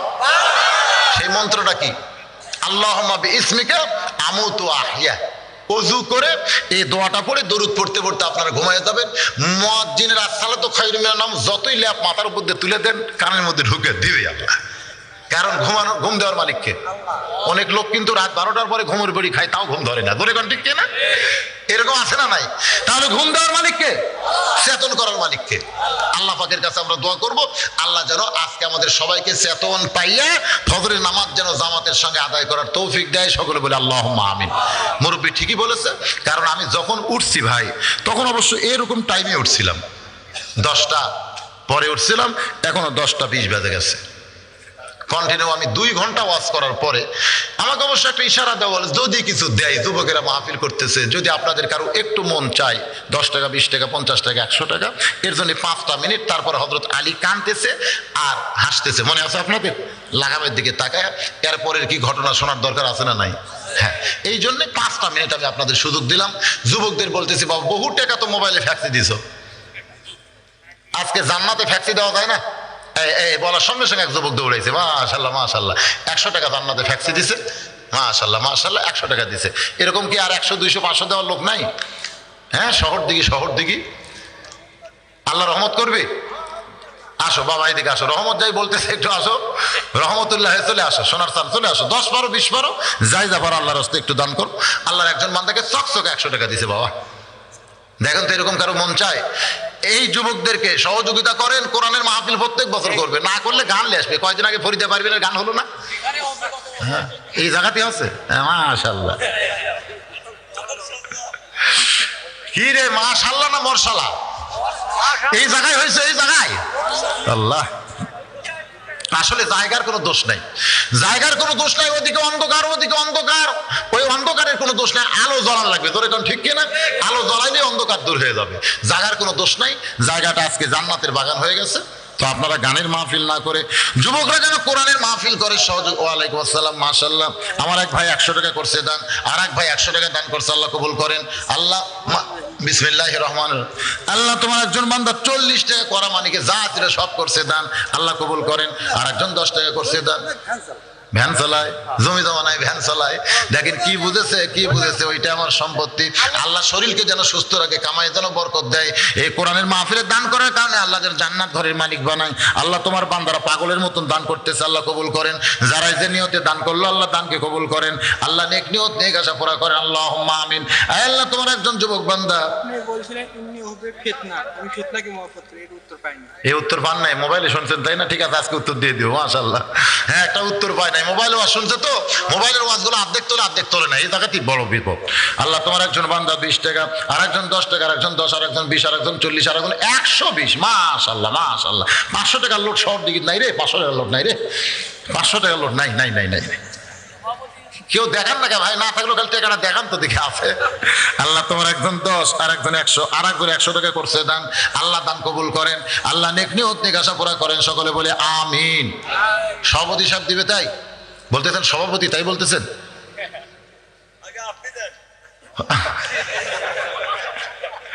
এ শহর দিকে লোক না বাইরের লোক? এরা সব কোন জায়গার লোক? হ্যাঁ, এই দেখেন যুবকেরা ফ্যাক্সি দিচ্ছে। ইচ্ছা করলে মোবাইলের মধ্যে ফ্যাক্সি দিবার পারতো 20 টাকা, কিন্তু দিচ্ছে আল্লাহ কোরআনের মাহফিলে। আল্লাহ যুবকদের ফ্যাক্সি গুলোকে জান্নাতে লোড করে নাও, আল্লাহ জান্নাত ঘরের মালিক। ওয়ালাইকুম আসসালাম, মাশাআল্লাহ। এখন পর্যন্ত কাহালুর লোক এখন পর্যন্ত সবচাইতে উপরে উঠছে। কাহালুর লোক, কাহালু বাড়ি হলো কাহালু। দেখেন, এই শহর দিকের কেউ পারে নাই, আশেপাশের কেউ পারে নাই। কাহালু থেকে এসে দেখলো হুজুরের কাছে যখন চাইছে, এখন হুজুর এলাকার লোক 300 টাকা করছে দান। আল্লাহ দানকে কবুল করেন। দেখি 300 টাকার উপরে কেউ উঠতে পারে? ওয়ালাইকুম আসসালাম। আল্লাহ তোমার বান্দা অনেকগুলো টাকা করছে দান। আল্লাহ কাহালুর একজন ভাই 300 টাকা করছে দান, আল্লাহ দান কবুল করেন। এগুলো কে দিল বাবা? 5 জন মিলে করছে দান। যুবকেরা আল্লাহ দানকে কবুল করেন, নেক নিয়ত নেক আশা পুরা করেন। ওয়ালাইকুম আসসালাম। দেখেন আপনাকে এলাকার যুবকগুলো দেখেন, সবাই আজকে জান্নাতে ফ্যাক্সি দিল। আল্লাহ যে যাই দিল, আল্লাহ জান্নাতের মালিক বানায়। যার একজন 50 টাকা করছে দান, আল্লাহ কবুল করেন।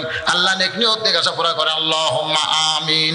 কবুল করো মোদের কামনা, দানকারীকে দিবেন জান্নাত, আল্লাহ নিরাশ করবেন না। আল্লাহ তোমার একজন বান্দা 20 টাকা দান করছে, আল্লাহ কবুল করেন। আবার পকেটে হাত ঢুকাই, আমার মোবাইল নম্বর। হ্যাঁ, মোবাইল নম্বর তো এখন এখানে বলা যাবে না, কার্ড আছে আপনার গাড়ির ওখানে গেলে, আপনার আমার হেল্পার আছে, ওদের কাছে কার্ড আছে, একবার কাটলেন সেটাই ভালো হবে।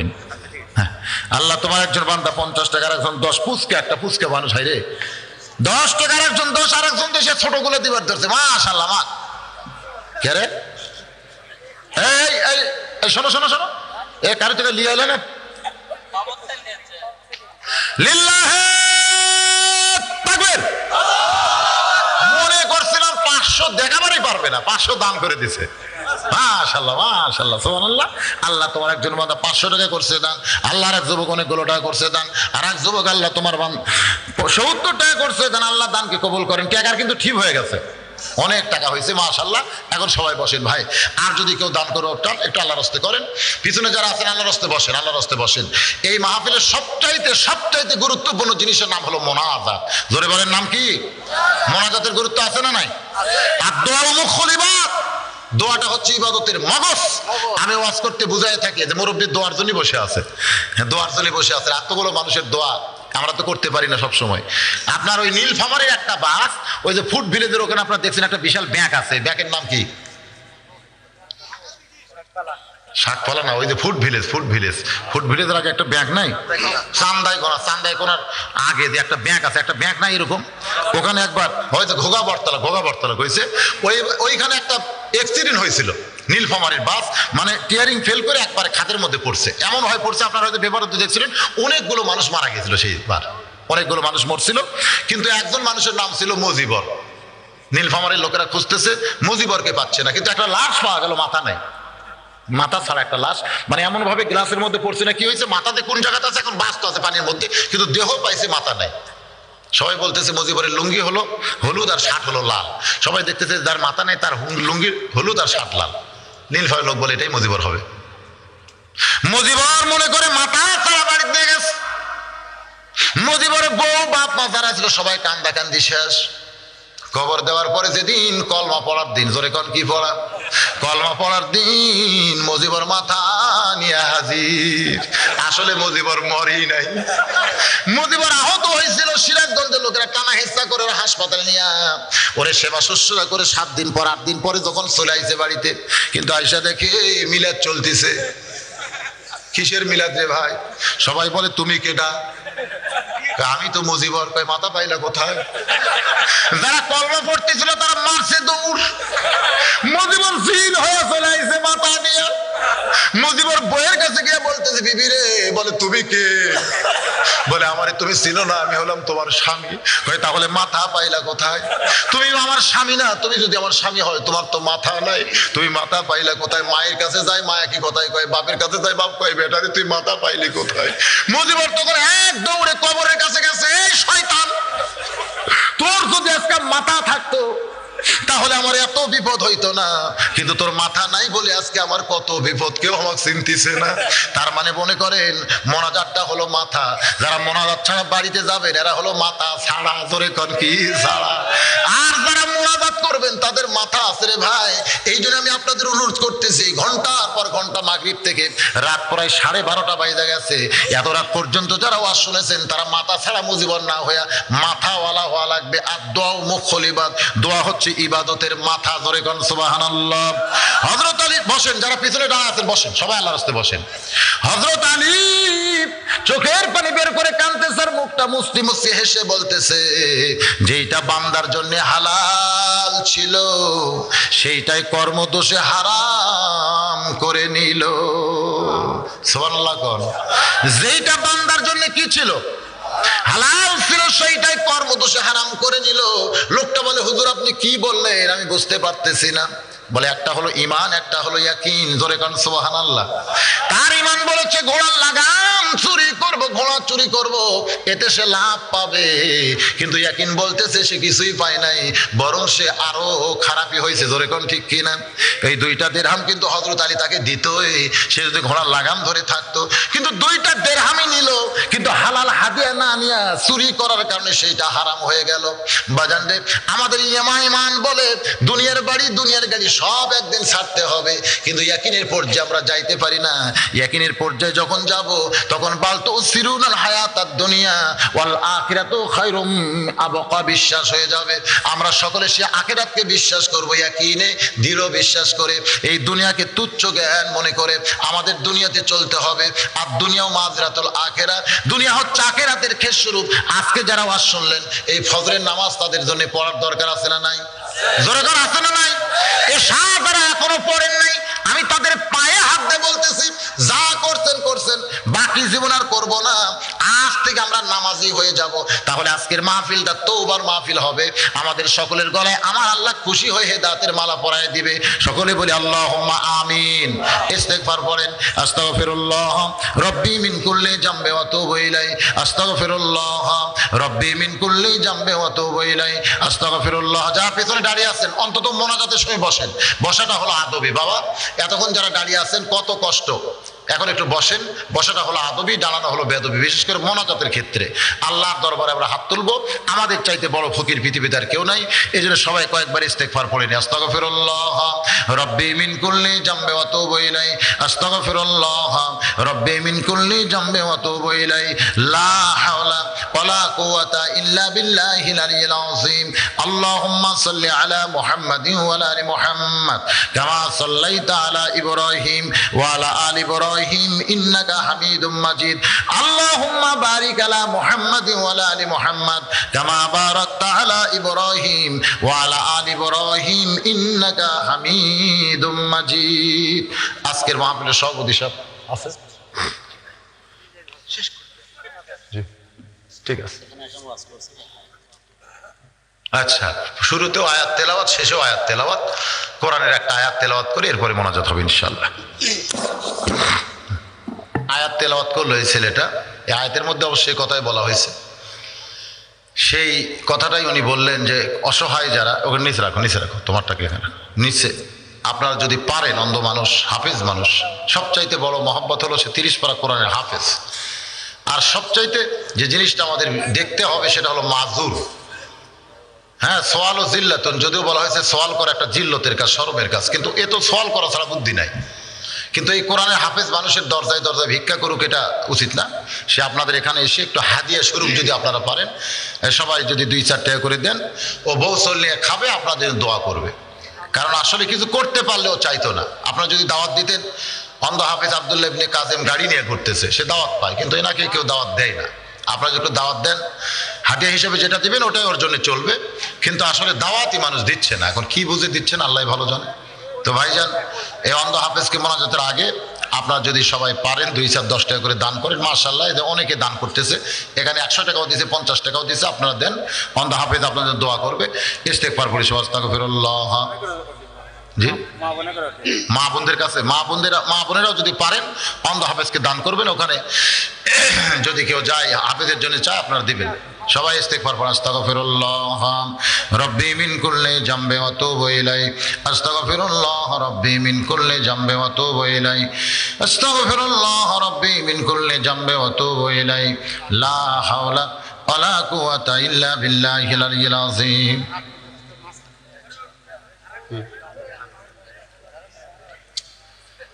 এখনই দোয়া হবে।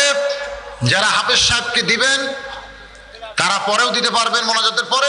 এখন দোয়া হবে, দোয়ার জন্য সকলে বসেন, আল্লাহর রাস্তায় বসেন। অনেক টাকা হাফেজ সাহেবকে দিয়েছেন, আপনারা দিবেন, কারণ এসব মাহফিল নিয়ে দেওয়া যায় না, বড় একটা বিপদ।